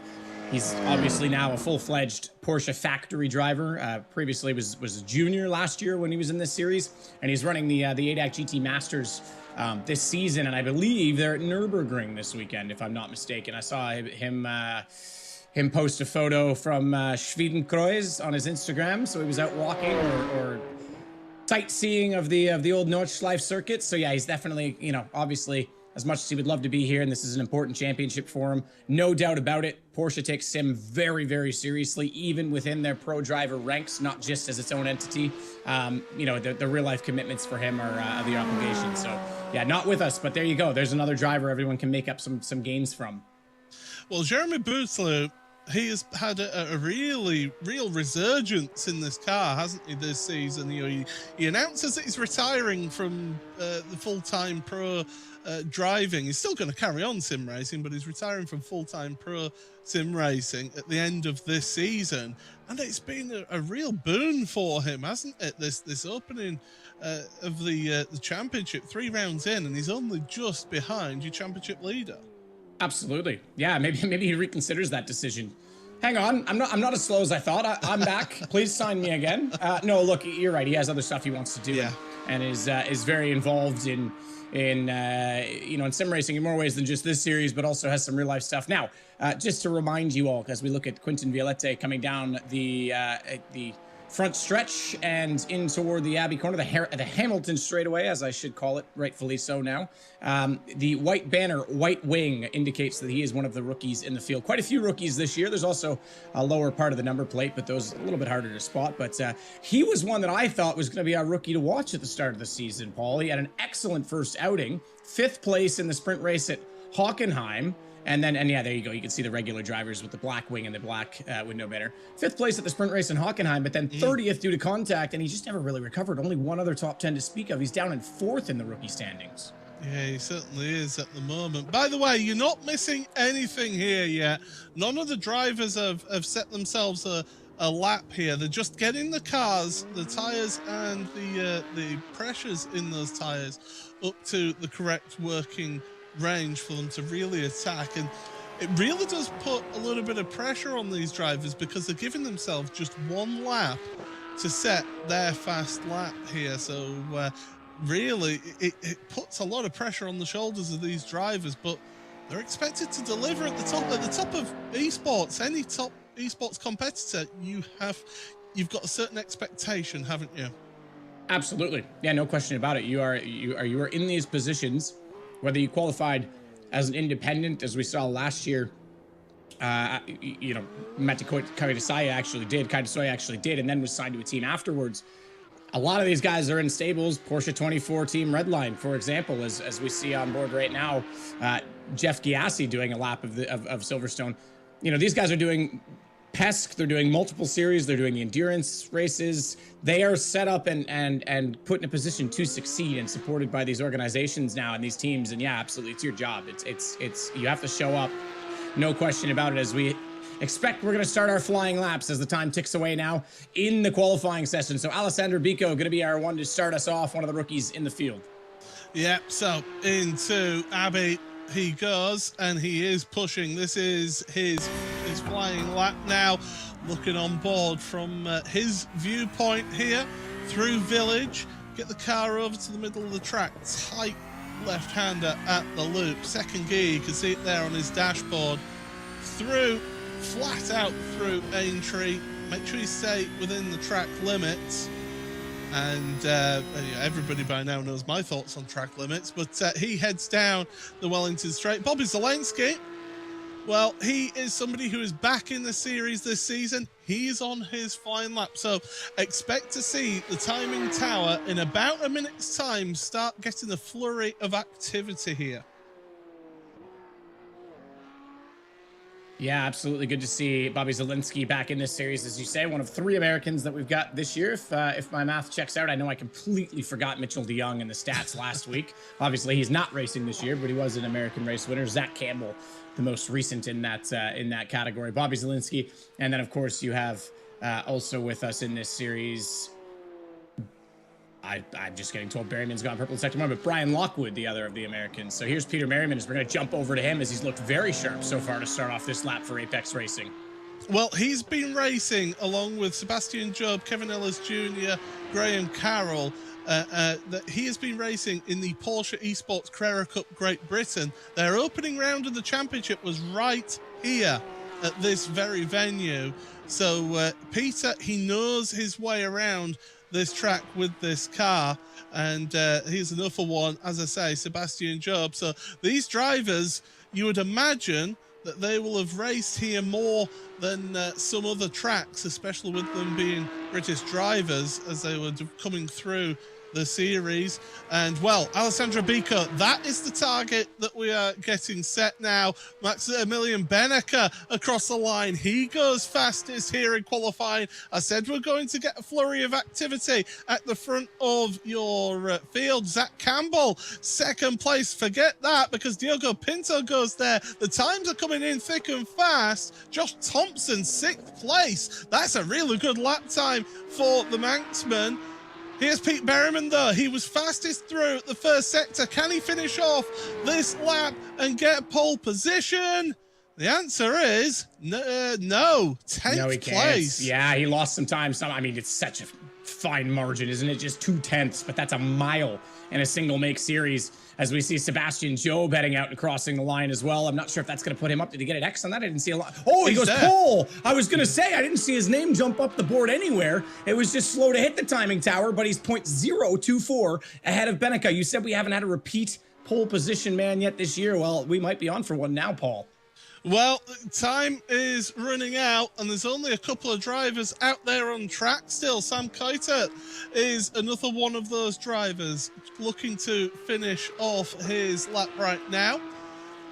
At that final corner, come across the line. Will he get up the field? Up to 24th for him. Jordan Caruso, I don't think has set a lap time, and he comes across the line now, and that is going to put him 27th. Not an ideal time for him. So that's everybody with their lap times in, and it does mean that we have got a repeat pole position. Well, we should do, pending any we're just waiting for it to all go official to us. But Sebastian Job, what a lap time, pulled that out right there at the end. And huge for him, as we continue to mention. He had a dreadful start to the season at Hockenheim, taken out in the hairpin in the feature race. Follows that, he obviously was 4th in the sprint race to start it off. Followed that up at Barcelona, where his teammate causes an incident, sends Charlie Collins spearing forward, and it ends up taking him out of the race. That was a disaster. And then last time out, he gets pole in a sprint race win. He gets the first double pole this year of any driver. But I want to give a huge shout out to Maximilian Benecke as well, because Benecke has been someone that I've highlighted as struggling so far in qualifying. Great racer, but has been not putting the lap down when it matters. Being in second today, he's going to be one to watch. And championship leader Pinto with Thomas Tetela, huge improvement in 4th. Sebastian Job, then that should be his 4th pole position of his Porsche Tag Heuer Esports career. 2nd of the season here in the Tag Heuer Pole Award winner for this round. So he'll be delighted with that. Here's your grid then. It is Job from Benecke, Pinto and Tetela, with Zach Campbell and Charlie Collins rounding off row number 3. Row 4 for Warren Ellis Jr. with Graham Carroll. Row number 5 with Johan Half, Pete Berryman and Alejandro Sanchez. Gianni Vecchio and Jeremy Bootluke will be disappointed with that. Jamie Fluke, not a good one. Alongside him is Josh Thompson. Matti Sipila and Dino Lombardi round out row number 9.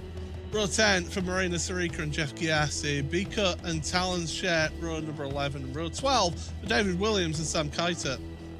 Jack Sedgwick, row number 13, shared with Bobby Zelensky, Georgie Caruso and Julian Sonnen in row number 14 with Oscar Bixrud and Alexander Volters. And your final few positions. Quinte Violate, oh, he'll be not happy with that performance. Kamil Grabowski, and then Brian Lockwood rounds out your 33-car grid. So we're getting set here for the sprint race here in the Porsche Tag Heuer Esports Supercup, the BRDC clubhouse that you saw there. Of course, you're the president of BRDC, aren't you? If they wouldn't let me walk through the door, mate. But the BRDC, of course, the owners of the Silverstone circuit, and we're getting ready for the start of this one. What do you think? What are your thoughts, just very quickly? Oh, Benecke up there, you know he's aggressive. You know he's going to be challenging for the win against Sebastian Job. And as we said, most overtaking opportunities of any circuit we've been to so far this year. You've got Pinto up there as well, championship leader. See how safe he is, Paul. Green flag in the air. Away we go for the start then, and it's a poor start for the 93 of Charlie Collins. They get away down towards turn number 1 then. Well, Thomas Tetela didn't even get to the start. I saw his car join and then leave, and I think he has a technical issue because Thomas Tetela, he's the guy who needs a good result. He's down in 16th in the championship. This was a huge qualifying. Oh, no. Peter Berryman already off, someone we were highlighting earlier in qualifying as one that was on a good lap. Yeah, and I think we've had another one have an instant as well, because Dino Lombardi has dropped down my timing sheet here as we go down the Wellington Straight for the first time. It's Job from Benecke, Pinto, Campbell, Warren and Ellis Jr. And look behind, because we've got 3 wide going in towards Brooklands for this first lap. Everybody trying to find themselves a space and trying to find themselves as many positions as they can possibly get here in the early going, because they know once you get into that rhythm, once you get into that routine, it becomes a bit more difficult with the cars getting more and more spread out. Charlie Collins moving back ahead of Johan Hath there on the left-hand side. But look at that, Job just trying to pull away from Benecke, who we're focusing on right here, into Maggots and Beckett's for the first time. Pinto behind him, though. Championship leader. He's looking very good for some good points here. Worth noting, 32 cars running. There's 35 on the grid. Typically, as you mentioned, Aich and Gouvein not here this week for other obligations. We lost Thomas Tetela. We don't know why. Qualified 4th, did not take the start. The 3rd driver missing is significant. He has twice as many points as any other rookie. Cooper Webster did not take the grid today, is not here for Red Bull. That is our lead rookie in the championship, not present here at Silverstone today. That is big. That is for sure. as I'm sure I saw a little bit of too wide action in the background of that shot, but we go across the line. Johan Haaf is on pit road. Don't say he's got a penalty on this opening lap here. So let's see what's happened to him. But as we carry on then, it is Job, Beneker, Pinto, Campbell, Warren, Ellis Jr., Carroll, Sanchez, Collins and Vecchio. That's your top 10. And there's some looks being made right now by Zach Campbell. Back at the start. Pretty clean off of it. We can hear the revs were well up in there. Oh, a little bit of it was a jump jump. start. That is a jump start. Absolutely. You can see him beside Peter Berryman. And then is he the reason Peter Berryman got into it? No, wheel spin in front. I believe that was Charlie Collins going backwards ever so slightly. But then, yes, he did give Berryman a bit of an assist out toward the sandbox. So unfortunate, Peter Berryman gets caught up in that and penalty dished out. I imagine potentially even more penalties post-race. As we look a little bit further back in your field, Jeff Giassi in 18th place, battling away with Bobby Zelensky. And these two with Alessandro Bico right behind, putting the pressure on. Bico, though, has got Jack Sedgwick, the Brit, behind him as well.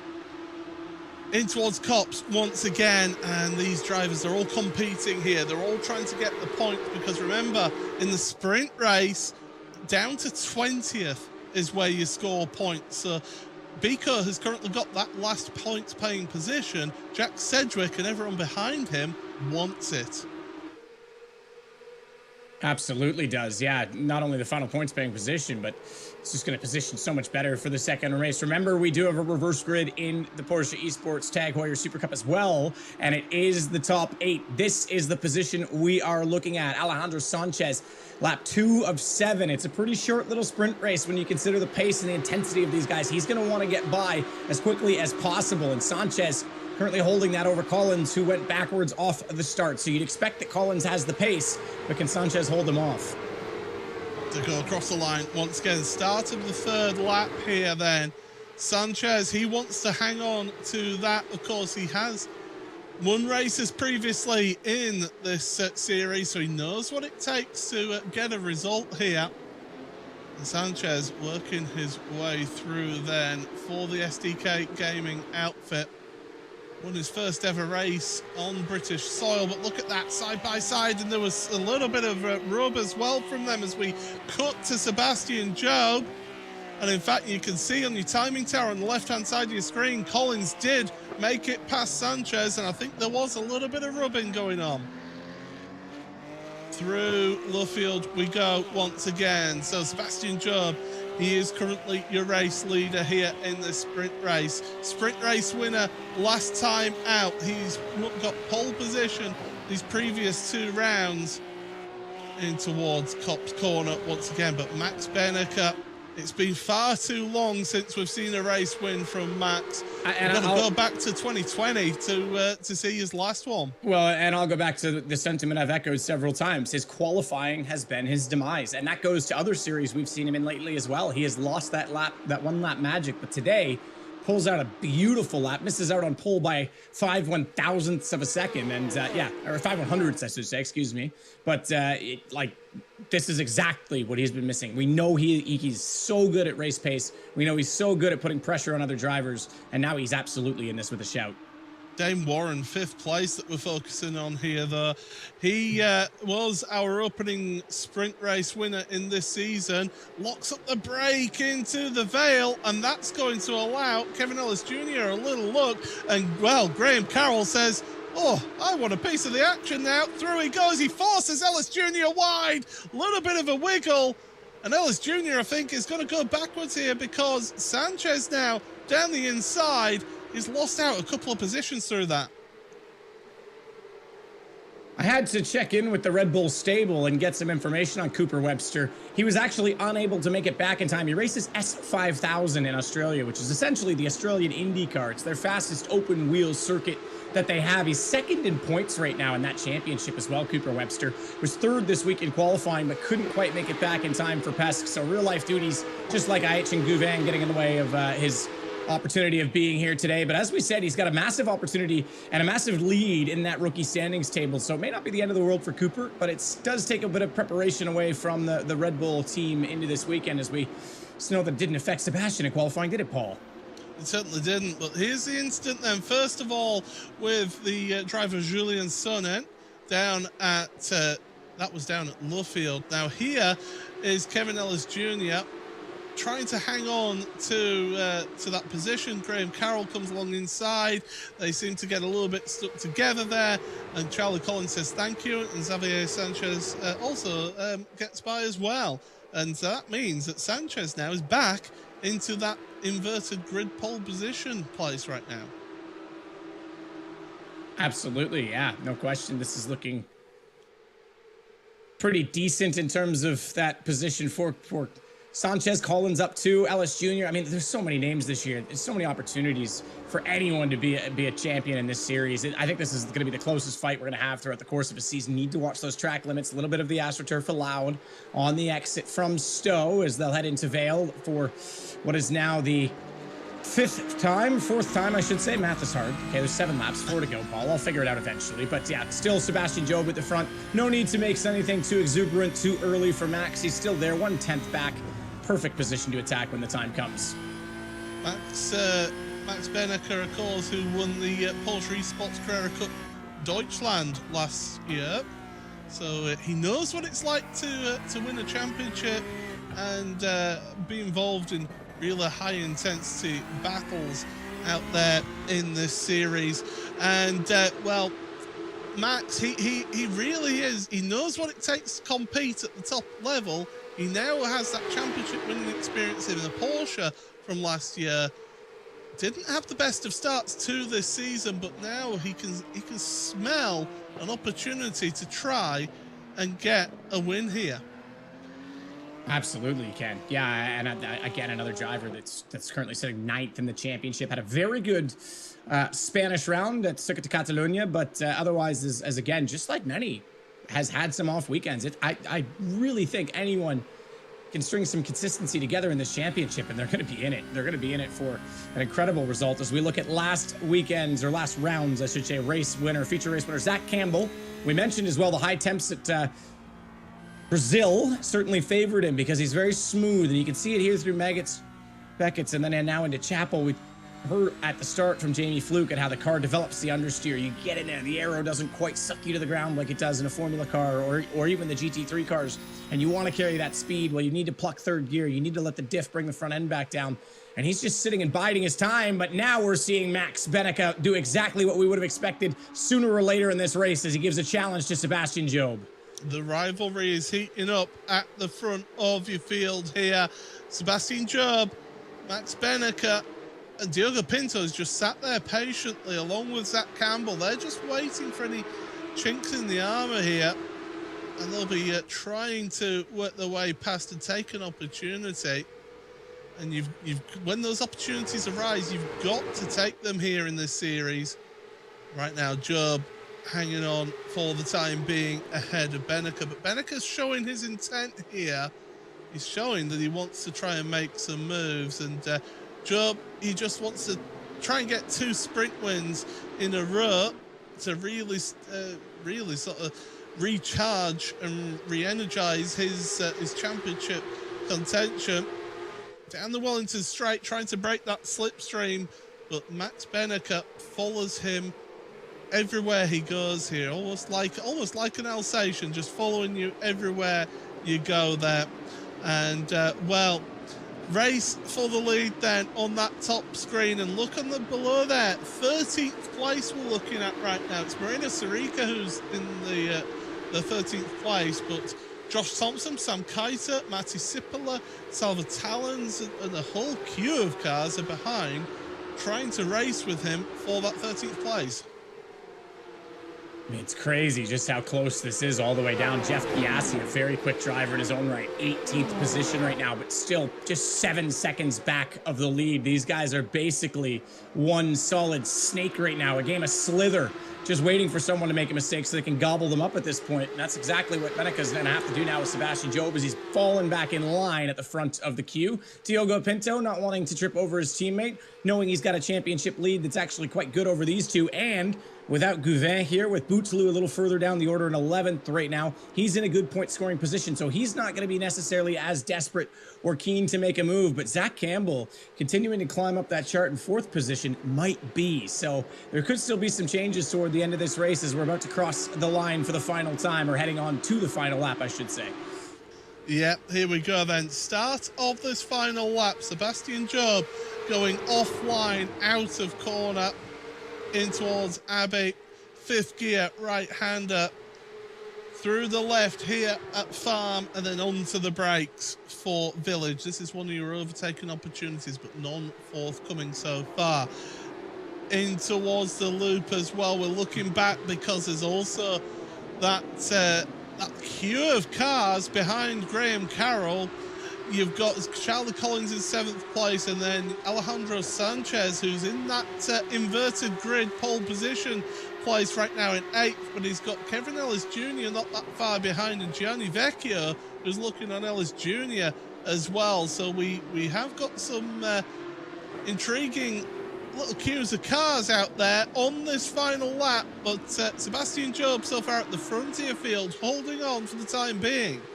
Vecchio doing a favor for Sanchez there, just keeping, I think, Ellis Jr. a little bit busy. Whether or not he's close enough to make a move, that's debatable, but he certainly is going to be too busy to make one if he can continue to apply that pressure, as Beneka using every bit of AstroTurf possible and following in the shadow of Sebastian Job right now, but he wants to emerge from that. Down toward Cops is where I would expect the move if we're going to get one, Paul, and he's got a good run. He's in a good position now. Seb's going to have to nail Chapel. Gets the car. You can see that snap of rotation, the weight transfer going back over to the opposite side of the car, and he's desperately already trying to break that draft. And you know what? Beneka's not even trying to stick in that draft. Down the hanger straight into Stowe for the final time in this sprint race. There is one more opportunity. Sebastian Job's got to be careful here because Beneka can make a lunge down the inside if he's not careful. But Beneka's thinking the long game here. He wants to get himself some good points, and you can see Sebastian Job there in the little box. He's coming across the line. A little fist pump. He's happy. That's 2 sprint race wins in a row for Sebastian. One last time out at Interlagos, now at Silverstone. That's really energized his championship charge. The rest of your field, Alejandro Sanchez getting that inverted pole position. So there you see him, the 47 car. He'll be starting your feature race on pole position here. But this has been a really good return for Sebastian Job, as we see 2 cars that are not quite stock. No, yeah, I think they've traded paint a little bit, no pun intended, because that those 2 guys look worse for wear. I'd have to say a hood missing, or should I say a trunk missing? The frunk of the Porsche, yes. As it is. No, that was a good battle, and Sebastian continues our trend of every single pole sitter winning the respective sprint race. And as a result of that, as you say, gets back in this championship hunt even further, as does Maximilian Beneka. I think the big thing that goes to Sebastian is there's no pressure yet. He's had such a dreadful start. Just drive at this point. Just get yourself back in it. Yeah, do what you've been doing all along. Diogo Pinto, though, your championship leader, will be delighted with 3rd place there ahead of Zach Campbell. Dane Warren, Graham Carroll, Charlie Collins, and Alejandro Sanchez getting that reverse grid pole position. Kevin Ellis Jr. just missing out on that ahead of Gianni Vecchio. Rest of your field, Jeremy Bootloop, who came into this round 2nd place in the championship. Not the best of results for him in 7th place. And the rest of your field, then Johan Haaf getting that jump start, forcing him out of this one. Matt, you've got our race winner. Yes, just so happens to be my little brother, Sebastian Job. Another pole position and sprint win. That's 2 in a row. Yeah, finally got the season going a bit. Yeah, really happy with this. I'm not gonna lie, I was a bit worried when I saw the warm-up times, like practice times, because everyone seemed really fast, but it seemed like the session was just quite grippy. The track was grippy, so yeah, quite happy to get pole, and then it's pretty tricky to overtake here. I have a feeling Max was on a bit higher wing, perhaps, because he really struggled to gain. But yeah, we had a little battle, but just about held him off. So yeah, very happy with that, and 2 in a row. So it's getting better. The pace is coming back finally. I don't want to utter the word yet, because right now there's no pressure. You just need to get results. But this certainly changes the table a bit, does it not? Yeah. I mean, obviously, I'm thinking about the championship. All right, else. you said it. I didn't. No, I mean, why would I be here if I wasn't thinking about that? So yeah, it's just, you know, these results are nice. They're consistent. That's what you need to win championships. You just need the consistent results, and that's two rounds in a row where I've won the sprint. So I think it's starting to look a bit better. I just got to stay out of trouble, and that's not fully in my control, but I'll do as much as I can to, you know, help it. Well, perfect. Great start to the day. Start 8th in the feature. Best of luck to you. And Paul, I think we should look at the provisional table. As is obvious, it goes without saying, those results are not finalized until the stewards look at everything. There is penalty points that are applied post-race. I do wish sometimes we had these on this graphic as well, because there's been a significant amount of them this year especially. But there's where it lies. Yeah, Diogo Pinto pulling out that gap then over Jeremy Bootsloop. It was 4 points coming into this race. It's now grown to 20. So that's been a real boon for Diogo for this first race. And of course, he starts his second race ahead of Jeremy again. Zach Campbell, 3rd place. He's looking quite sharp this season, is Zach, it must be said. Ayachan Guven, of course, not here this week, so we will see him fall down the field with Jamie Fluke, Kevin Ellis Jr. And look at that, Sebastian Job now only 45 points off of your championship leader. Maximilian Benneker as well, don't write him off. He's moving in the right direction for him. Absolutely. And Alejandro Sanchez, obviously, now going to be our pole sitter for the feature race. You can see him get a great total as well. Charlie Collins is right there with him on the front row, so that'll be a great battle to watch in this race. No question about it, though. I mean, guys like Ayachan Guven still in 4th, not even here this weekend. It goes to show the consistency, as Sebastian alluded to as well. You got guys like Johnny Vecchio, Thomas Tetzel, unfortunately, technical issue, and Graham Carroll as well was one that was looking better today and sharp. I can't maintain enough. It's open to play for. There you see that open grid slot. Poor Tetzel, I never made the start, and we had a jump as well, Paul. Yeah, we did. You on half with the jump start in all of that. Charlie Collins didn't get the best of runs out of that. Speaking of not having the best of it, Pete Berryman ends up getting collected, as we saw the continuing bits of shenanigans further down in your field as well. But it was at the front where the racing was really, really intense, really close between Benneker and Job. We thought that there was possibility of a change of position here with this move by Benneker. None forthcoming for him though, so that meant that he finished in 2nd place. But we saw some tremendous racing out there in that sprint race, and certainly was an enjoyable one here, Matt. But well, we're looking forward to the feature race now. Double race here as we double the length here as we take a look at that track map. Absolutely, the beautiful Silverstone circuit, as you say, the home of British motor racing. The changes made just a few, getting more and more years ago, but we include the lovely Wellington Straight and the arena circuit after start-finish was moved to the Hamilton Straight now as it's known, but a very high-speed circuit. Despite not much elevation change at all, it is still a technical challenge for, especially in a GT car, for the lack of downforce and the amount of momentum you have to carry. And yeah, interesting. Sebastian was saying not a lot of overtaking here because of the perhaps nature of those flowing circuits, but man, oh man, I think there's still some great positions, especially in the first sector. You can get yourself inside. Well, here is your grid then. Alejandro Sanchez with Charlie Collins, Carroll and Warren with Campbell and Pinto, front 3 rows of the grid. Benneker and Job, your race winner from the sprint race, and then it's as you finished, Ellis Jr., Vecchio, Bootsloop and Fluke.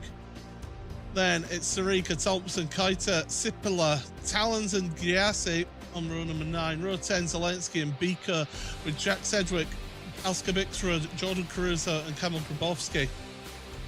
And Lockwood, Sonnen, Williams, Violate with Volters and Half towards the rear. Lombardi, Berryman and Thomas Tetela. Hopefully he makes it onto the grid for this feature race. But it's a 14-lap race here for us to watch. The revs are rising for the feature race here in the Porsche Tag Heuer Esports Super Cup, and it's a good start from the front of the grid for Alejandro Sanchez. Charlie Collins not the best launch off the grid again, and this is Graham Carroll's opportunity to try and get through alongside him for second place in towards Village for the first time. Will everybody be able to get through nice and clean this time? Well, they're all sorting themselves out, one car off. That's Bobby Zelensky, is it? Yes, it is. Coming off, and 3-4 wide. There's a car stuck in the middle, and bang, we've got carnage. Double hit. Carnage at the loop. Absolutely. Got hit again as well. I think Sam Keitzert's going back around. It may have been Bobby Zelensky again. One of the two team cars was definitely parked the wrong way as they got into the loop trying to avoid that contact. But you're absolutely right. Graham Carroll going early to try and make a move. Couldn't quite get it to stick on Charlie Collins. And surprisingly, perhaps fortunately for him, Dane Warren not quite close enough to get a sniff at it. But look at the Porsche 24 team Redline cars. They would absolutely love to move further forward in this field. Championship leader Diogo Pinto leading our second place man from the first race, Max Beneca, and in behind that, Sebastian Job. That is a powerful trio that is going to be hoping for opportunity in front of them. Careful of your track limits on the exit of Copse Corner. If you go too far wide, you do get yourself an automated slowdown penalty from the simulator. Through into Maggots, Beckett and Chappell for the first time in this feature race. Sanchez from Collins, Carroll in third place ahead of Warren, then Campbell, Pinto, Beneca and Job is your top 8 with Ellis Jr. and Flug together for the Apex Racing team, 9th and 10th places. Down to Stir, your tyres are just about getting somewhere near a working temperature, but the tyre pressures are not quite there yet. You usually lap 2 before you start feeling those tyres working how you want them to with your setup. Yes. Through towards the end of the lap here, we're in a queue now, we're in a holding pattern. So interestingly enough, I can say Sam Keitzert's still running. He's currently positioned in 14th position. That means poor Bobby Zelensky got shuffled out in turn 3 and then arrived at the scene of the accident in turn 4 of the loop. As we look back at the incident altogether, you can see the shuffling. Sebastian Job trying to get out, and then they just stack up. Unfortunately, the spin around in front, that was Bootloo gone, and then everyone just runs into it. Around goes, I think. Yeah, there you go. Poor old Bobby Zelensky. And of course, Jeremy Bootloo, that's a really bad turn of events for him, because that's put him outside of the points here. He was second place in your championship standings going into this event. He's all the way outside of the points, so this is a round to forget for Jeremy Bootloo here. There's Pinto to the inside, and around goes Warren. Well, that's a controversial move if I've ever seen one. And Warren, he will be absolutely furious about that. Yeah, Pinto's already got 10 championships points removed for penalty positions earlier in the season, yet still leads the way. He might get more for that one as well, as he gives him a helping hand. Shuffles poor old Dane Warren, who had a great start to this season, out of the way and has been slumping down the orders ever since. No fault of his own this time, I'm afraid to say. So yeah, I think Pinto's going to be given a talking to by the stewards after this one.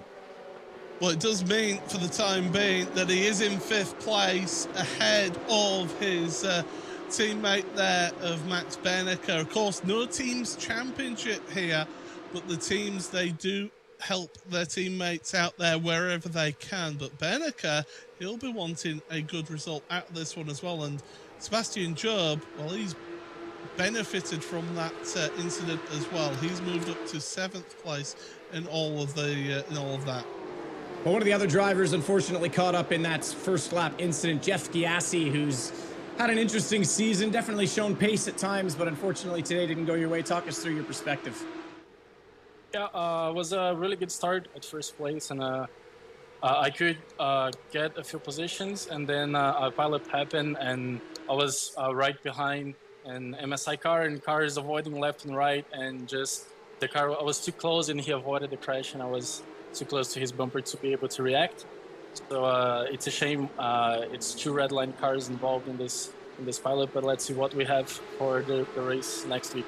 Absolutely, and looking forward to that. Obviously, you yourself would love to get some more results, but the Porsche 24 team Redline crew definitely has a shot in this championship right now with a few different drivers. Yeah, the team is really good. We work really well together, and the pace is there. I just need to find a better strategy myself to warm up the tires, and hopefully I can figure it out for the next week and have a better starting position for the next week race. All right, thank you very much for joining us. Commiserations for today, but we hope to see you out next round. And Paul, as we say, yeah, definitely two of his teammates in the running for the championship. Diogo Pinto, obviously, we just scrutinized his previous extracurricular passing opportunity, shall we say, but leads the way. And obviously Maximilian Beneke, another one in that stable. So as you say, no team's championship, but the preparation, they very much rely on each other for data, for tire resources, for different setup changes and trials, all kinds of little things. Even as he's saying, warming up the tires, you can, ask one of his teammates, hey, what's your method? Maybe mine's not working the greatest. So there's lots they can do for each other. Well, one thing that did happen whilst you were having a word with Jeff was that there was a change at the front of your field. Charlie Collins finds himself at the front here then, and Alejandro Sanchez fallen down to second place. He's got to be careful because Graham Carroll, he wants to get himself another good result here this season in this one. He wants to go one better. He wants to get a win, does Graham. I can sense that from the way that he's been driving this season. He's certainly been really up for this competition.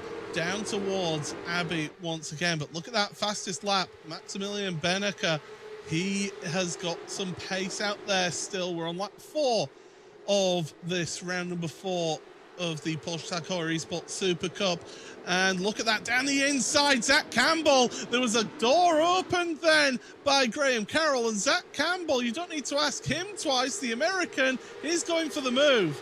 Absolutely is. Graham, though, just long enough inside. He might be able to get a run back. Remember, as you head in to Brooklands, you can obviously then have it come back your way at Luffield. So this could still come his direction. No, wow, well done. Shuffles him out. A bit of an elbow, but that certainly is one way to take care of that situation. Make sure the corner comes back in your favor. So solid drive from Campbell, but definitely aggressive to get it done on Graham Carroll, who manages to hold off Pinto. But in doing so, holding Pinto up, we now have Beneke up the inside of him.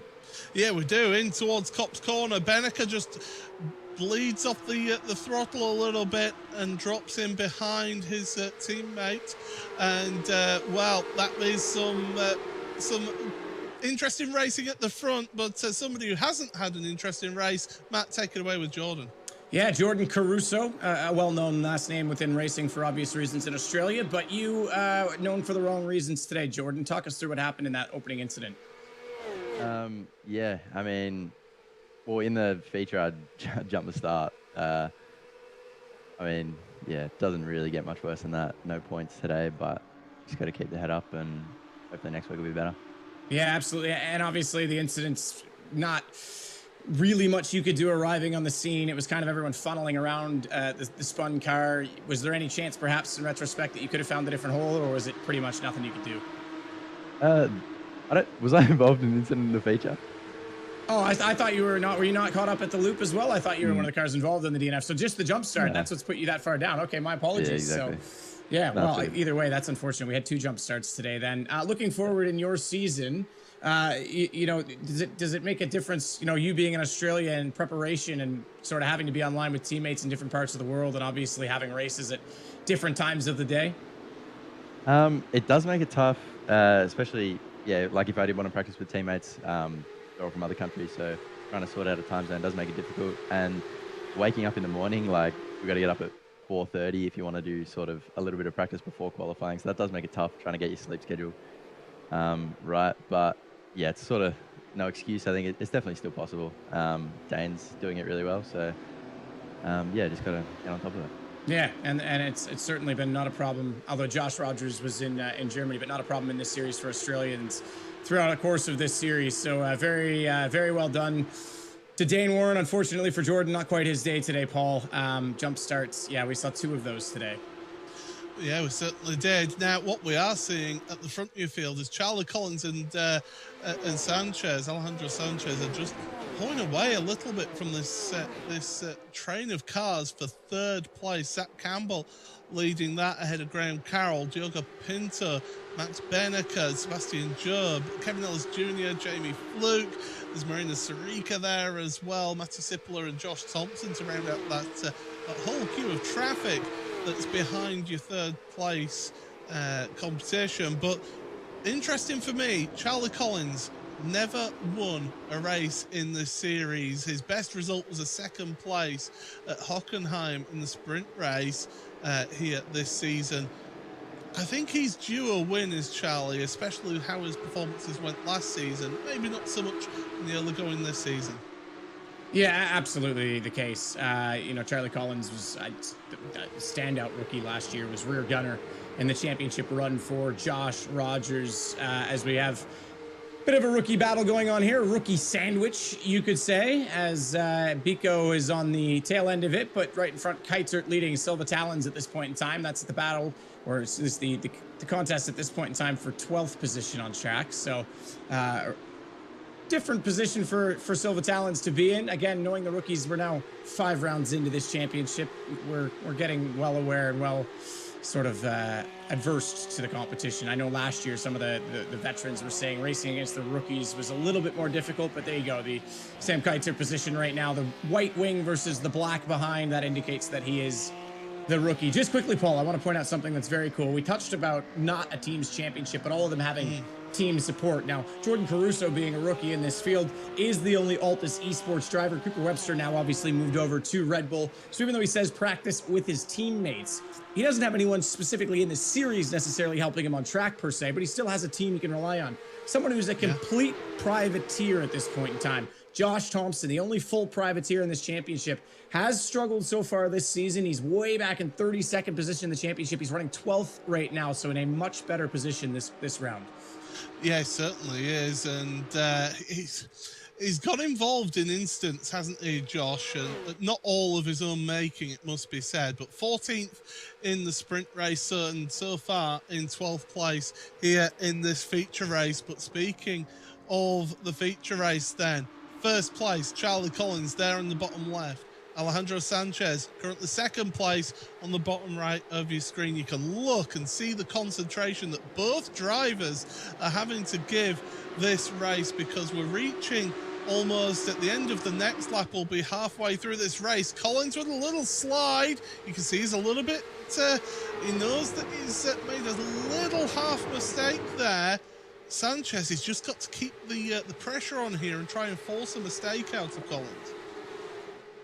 Yeah, interestingly, coming into this round, Dane Warren won our first sprint race. Charlie Collins was second. They sit 10th and 11th in the championship, so both of those guys have fallen off. This would be a great turn for Charlie in the championship. Likewise for Alejandro Sanchez. He finds himself down in 12th, so both of these guys looking to score some big points today, and both of them will start to think that way. I said we're 5th round in, excuse me, I misspoke. We're 4th round into the championship, but either way, we're getting to the halfway point of the season where you start to look at the addition and sort of the table with everyone. So you definitely are a little bit more aware of when to make moves and when not to. And even though, yes, Charlie Collins is one position ahead of Alejandro Sanchez in the championship, it's not him he needs to beat. It's the other guys way ahead of him that you need to take points off of. So there's no need taking too much risk at this point for him. Not saying he won't necessarily go for an opportunity if there is one. They've got a bit of a gap, so he might be able to stick the nose on the inside a few times, but I don't expect anything too crazy between them.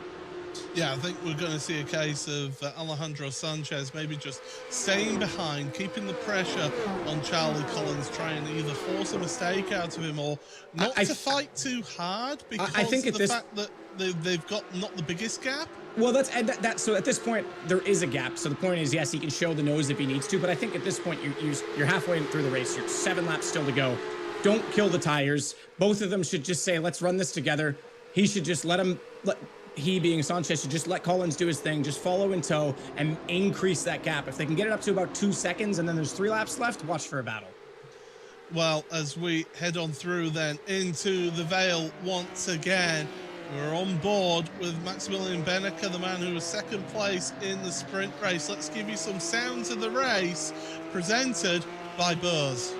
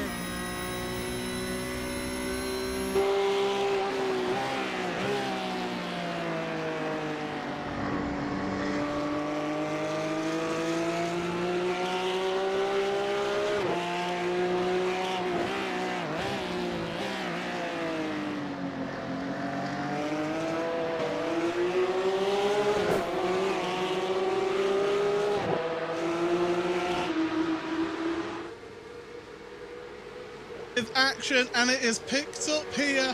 There was contact here in this one. Graham Carroll has been shuffled down to 6th place. Pinto and Beneka come through. Sebastian Job now is behind his teammate.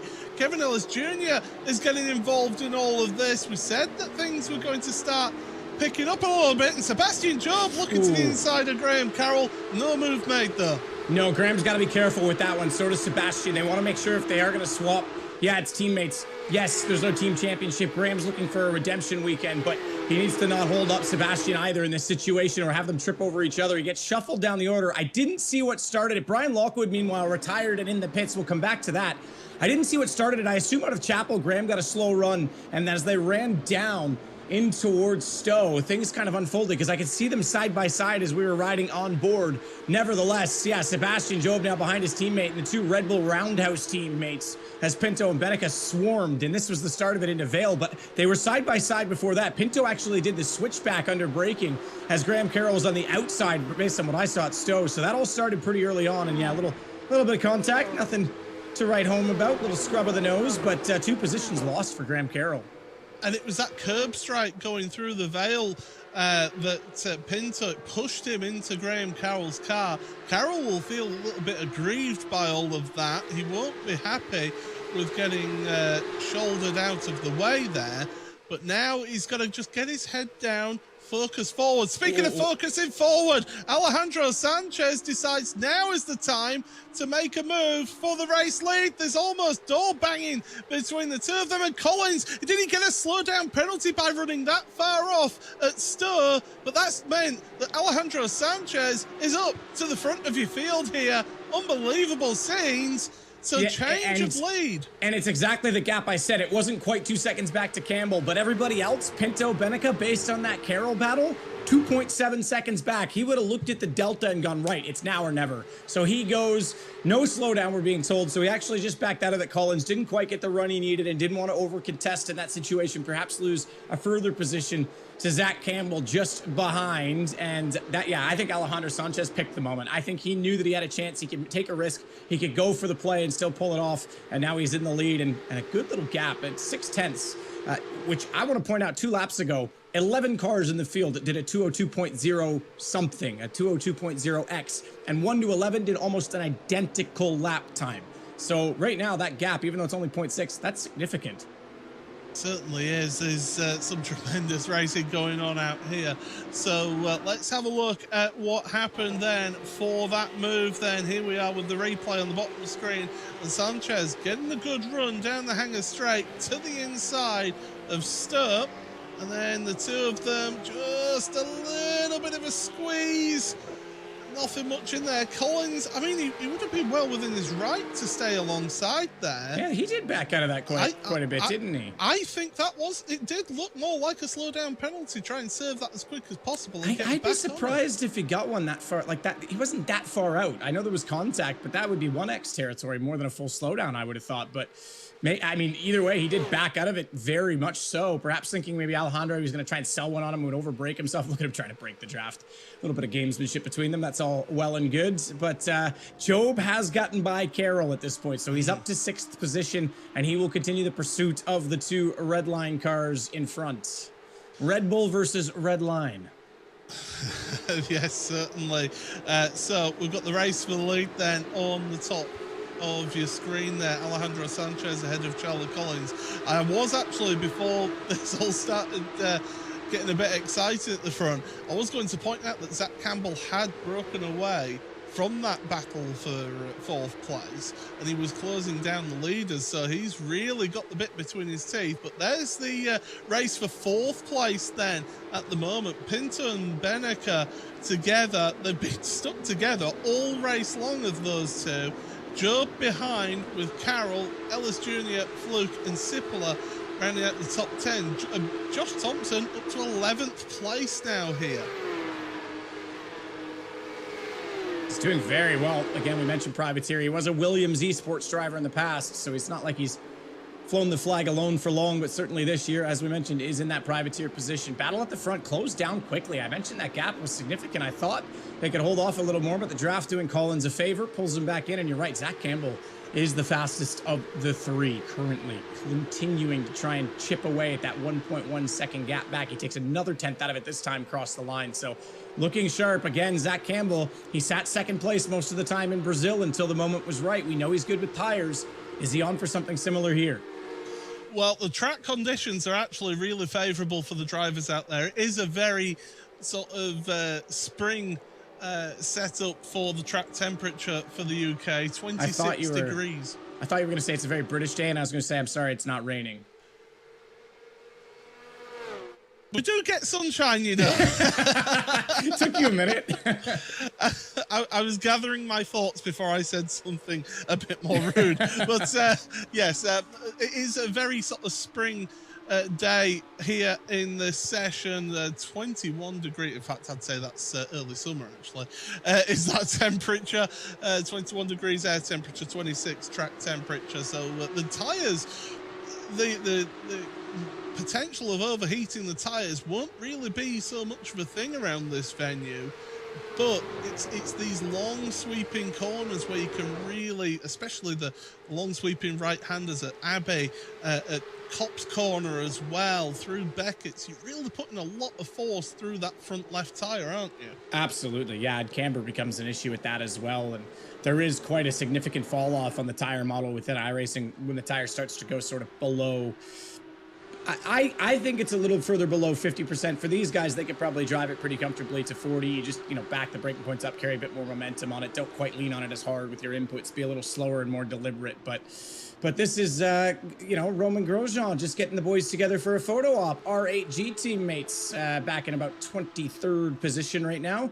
Just modeling the cars for everyone. Yeah, 23rd, 24th, and 25th. So they hold the final 3 points paying positions. This is the race for 15th. Sam Keiter with Johan Haaf, who's having a real recovery drive. Started at the back of the grid. 14 places gained for Johan. So really, really good performance from him.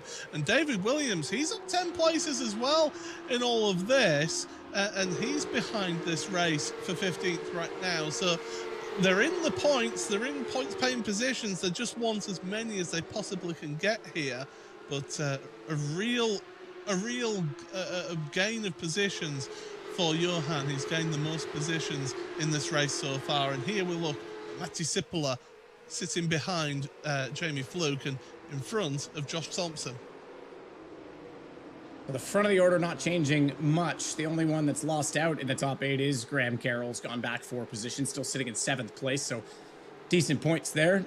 Might be a bit disappointed in the fashion at which he lost out, one mistake, and got trained by everyone, but it's Alejandro Sanchez that continues to lead the way. We mentioned that gap coming down. Zach Campbell's now 0.6 behind, but we've only got 2 laps to go. At this rate, he needs a bit of a skirmish to break out in front of him to really get involved in this. So we've got Alejandro Sanchez leading, who has only ever won 3 races in the Porsche Tag Heuer Esports Supercup. Only 1 feature race win to his name. You've got Charlie Collins in front of who we're on board with now. He's never won a race here in the Porsche Tag Heuer Esports Supercup.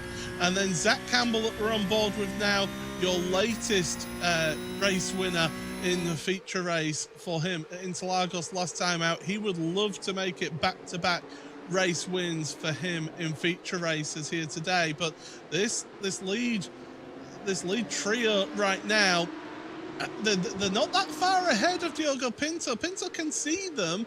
It's not an immediate threat, but if they start tripping over each other, those Porsche 24 by Redline cars, they're going to be there to try and take advantage. Oh, no question about it. Yeah, they're definitely well positioned if that were to happen. I don't think they're close enough to determine that fate on their own. They certainly need an outside influence, and I don't quite think we'll get that much out of it, but it's possible. The other aspect of that is they also have enough of a gap, just slightly over Sebastian Job at this point in time, so I don't think they'll be able to do much of it. But back in 9th place, a contest going on for the position right now, as well as just in front of Mattia Cipolla, the rookie, is Jamie Fluke, the man who gave us the onboard earlier, and this time he's got a phenomenal run heading down to Stowe. Yeah, Mattia Cipolla, who's been racing with Fluke all race long. He's trying to get that 9th place. I did see on the timing tower on the left-hand side that they were switching positions as they went through Luffield. So we're about to start the final lap of round number 4 of the Porsche Tag Heuer Esports Super Cup. Alejandro Sanchez leads by 0.3 of a second across the line ahead of Charlie Collins. Zach Campbell in 3rd place, just 0.4 further behind him, as we're going through the first couple of corners in towards Village for the last time here in this event. Through then towards the loop, get the run out of this corner. That's the crucial thing. Carry the speed out of this corner. A little slide from Charlie Collins. Maybe work those rear tyres a little bit too much throughout this race. Feeling the need to try and follow Sanchez, who's trying to break the slipstream in front. Down towards Brooklands for the final time. Not an overtaking opportunity, but Collins trying to get a run, trying to put the pressure on Sanchez. And you can see what Zach Campbell did, ever the methodical man, shall we say, having, as I mentioned, engineered for some of his teammates and done some sort of pit wall work with the Coanda boys as well as VRS. He sat back. You touched on this in the All-Star race. When you weave, you make the straightaway longer, and he didn't think the draft was worth it. He just held his line, and I think he actually closed up a little bit in that situation. So he's going to be in this, but we're getting very, very close to the end of the argument. So then towards this complex and Maggots, Beckett's using all the track and then some for Sanchez. Get it slowed down. 3rd gear through the final right-hander of Beckett's. Head on through Chapel. Carry the speed down the hanger straight. This is where you need that slipstream to come into effect. And look at the weaving from Sanchez. You've got to be careful not to do that too much. You may get the ire of the race stewards if you do it too much. Through Stir, there's one opportunity, but I think Charlie Collins is a bit too far back to try and make a move. It would be a desperate lunge if he did. So Alejandro Sanchez has just got one more corner to go, and he will have a race win here in the Porsche Tag Heuer Esports Super Cup. Look at the joy on his face. Oh, he is so happy. That means so much to him. You can see that. Wow. One of 2 Spaniards in the field. They're known for passion. Silva Talons, the other, was behind him in the championship coming in, but that is a huge amount of points for Alejandro Sanchez, and I think that's relief. I think he has had a lot of bad luck, arguably ever since I came in as a commentator in this series. Maybe I'm the problem, because you go back to Brazil last year, he gets taken out by Josh Rogers, and just about every single race after that, Barcelona, he had issues. Hockenheim this year, he had issues. He's been at the receiving end of contact in so many occasions. I think he's just, that's pressure, that's everything off the back. That is going to be motivation for him, Paul. Well, let's take you to the Buzz post-race show here and give you your unofficial race results from the feature race of the round number 4 of the Porsche Tag Heuer Esports Super Cup. And it is a race win for the Spaniard once again, Alejandro Sanchez. That's now 2 feature race wins in his career here in the championship. Charlie Collins, another 2nd place for him in this series ahead of his teammate Zach Campbell. Diogo Pinto, a little bit controversial with one of those moves to make himself up into 4th place, with Maximilian Benneker 5th ahead of the 2 Red Bull drivers of Sebastian Job and Graham Carroll. Kevin Ellis Jr., Jamie Fluke and Matty Cipolla round out your top 10. Josh Thompson, really good result for the Manxman here today, finishing in 11th place ahead of Moreno Sarica with Salva Talons, Alessandro Bico. Johan Half, your biggest mover in this field, up to 15th in the end ahead of David Williams. Pete Berryman, Sam Keiter, Thomas Tetela and Dino Lombardi. Then Warren dropped down the field after that contact with Pinto, down to 21st. Kamil Grabowski 22nd ahead of Julian Sonnen. Alexander Walters, and your last point scorer was Quentin Violette. Jeremy Bootloop, who started this race in 2nd place in the championship, did not score a point in the feature race here, Matt. That is And that is hard to believe. Well, it's been the story this year. I mean, I mentioned consistency coming into this. iRacing Gouvin's been extremely consistent. Diogo Pinto as well, although a bit more of Diogo Punto today. And Boutalo's fallen out. Everyone else after that has had a bad weekend. And that's why guys like Sebastian Job and this man right here, Alejandro Sanchez, have a chance of coming right back into this. First and foremost, Alejandro, how's your steering wheel rim? Did you break any connectors, with that shear? I don't know if I hit it, but I hope not, because yeah, well, I don't want to get another wheel. So yeah, I hope I didn't break anything. Car felt good while doing donuts, so yeah, I hope it's okay. Yeah, it's all right. It's good to see the passion. I mean, Spain's known for it. This is your second ever feature win, which is hard to believe because you've been one of the features in this series for so long. I think 2 years ago you were third in the championship. I think actually second. I think you slipped past Sebastian Job right at the end. Last year, some bad luck. Does this feel like redemption? Does this feel like you're back? Silverstone certainly has been favorable for you. Yeah, it feels like redemption for sure. Like we have some bad luck in the past couple of, years at this point. Like last season and this season, I was involved in a lot of incidents where I was involved. I was at fault in some, but I wasn't in some others. So felt like a bad luck. But yeah, this feels really nice, and yeah, really thankful for all the work that the team put in. And yeah, I wanted to dedicate this to my father because it's Father's Day here in Spain. So that's nice. That's nice to be able to give him a win on Father's Day. That's very cool. I see. Was he involved in motor racing growing up and part of the influence for you to get into sim and motorsports as a whole? He wasn't the main influence, but he was really supportive through my career in sim racing. So yeah, really thankful for that. Very cool. Very cool. I've been saying this time and time again, championships on. All you need is a few good results. Sebastian Job, we've been talking about him, sort of his redemption arc. This has to be the same for you now, right? And do you start to look at it that way, or is it no pressure, just keep getting results and then see where you are sort of 2-3 rounds from now when we get to the nail end of it? Yeah, I'm just happy to be here. So fair enough. At this point.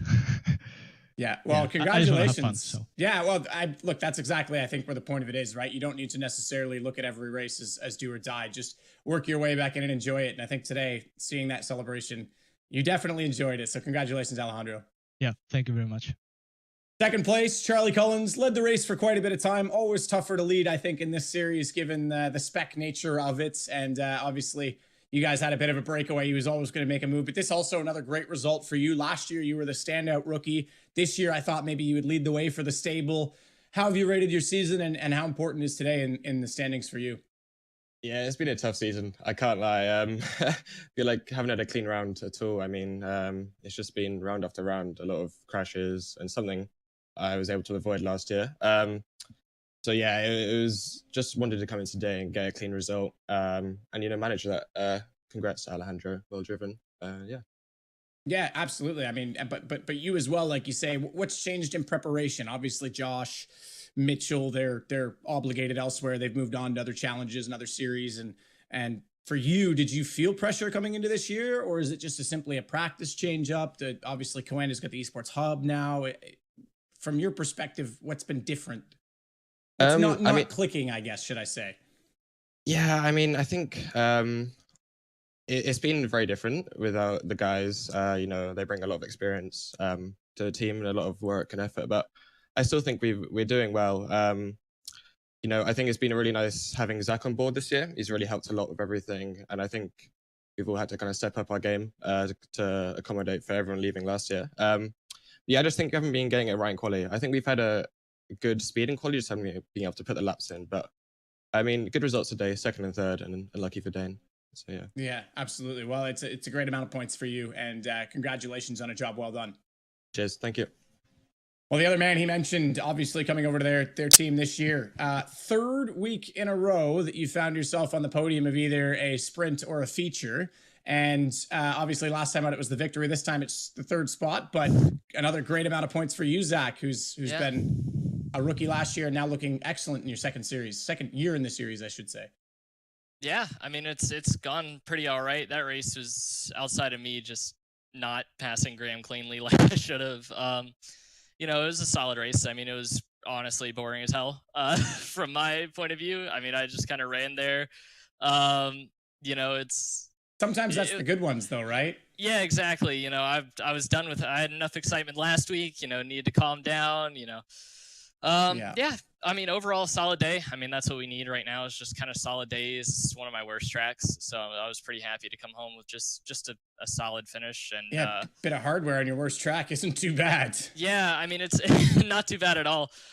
So I'm pretty satisfied with the day. You know, I wish I was just kind of a little quicker, but you know, I mean, when it comes down to it, you know, you can't be displeased with third and wherever I finished in the sprint fourth. So yeah, not too bad at all.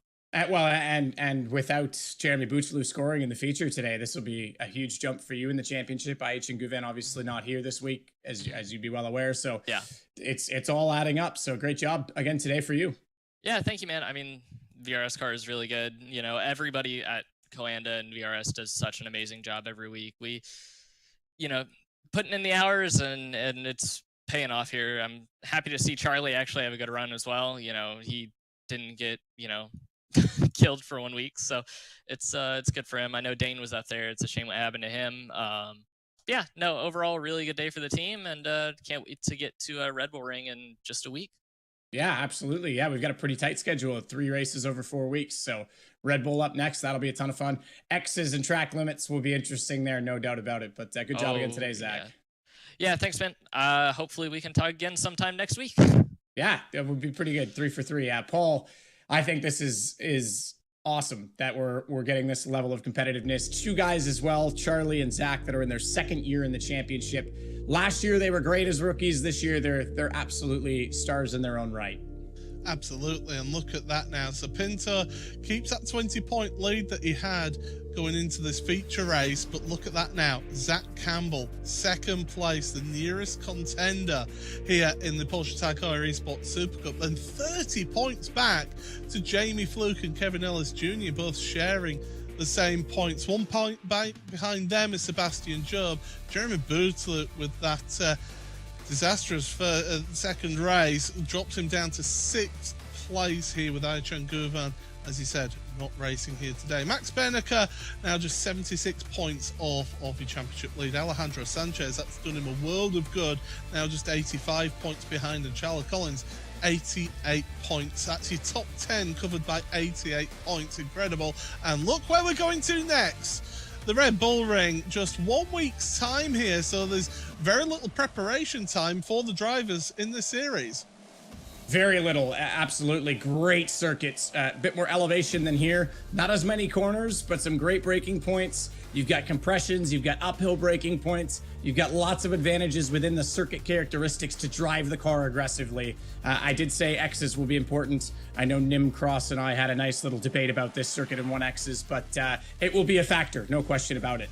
Just to confirm, that's on March the 26th at the Red Bull Ring. Same time, same place for all of the action. But Matt, my goodness, we've had a tremendously entertaining 3 hours here. Started off with the All-Stars putting on one heck of a show, and then the World Championship boys, they really did do some tremendous display of action out there. And don't forget, if you do want to keep up to date with everything going on in the series, head on over to iRacing.com/PESC to find out when there are official results. You'll be able to see what the updated championship standings are there. And Matt, of course, as we've been saying all season long, new members, if they're new members, 40% off. That's not a bad deal. Not a bad deal at all, and get on it. It's getting better and better. I just want to give a props to iRacing and the developers. I've been critical of tire models in the past. Every update for the past 2 years, it's been better and better. This tire model is excellent. GT3 cars feel great. The Porsche Cups are the best they've ever felt. There's never been a better time to be a member on iRacing than right now. Absolutely. Check out iRacing.com for further details. But that is all that we have got time for you here today. And it has been a tremendous day's action. Congratulations to Sebastian Job and Alejandro Sanchez on the race wins here today. We'll see you in 1 week's time at the Red Bull Ring.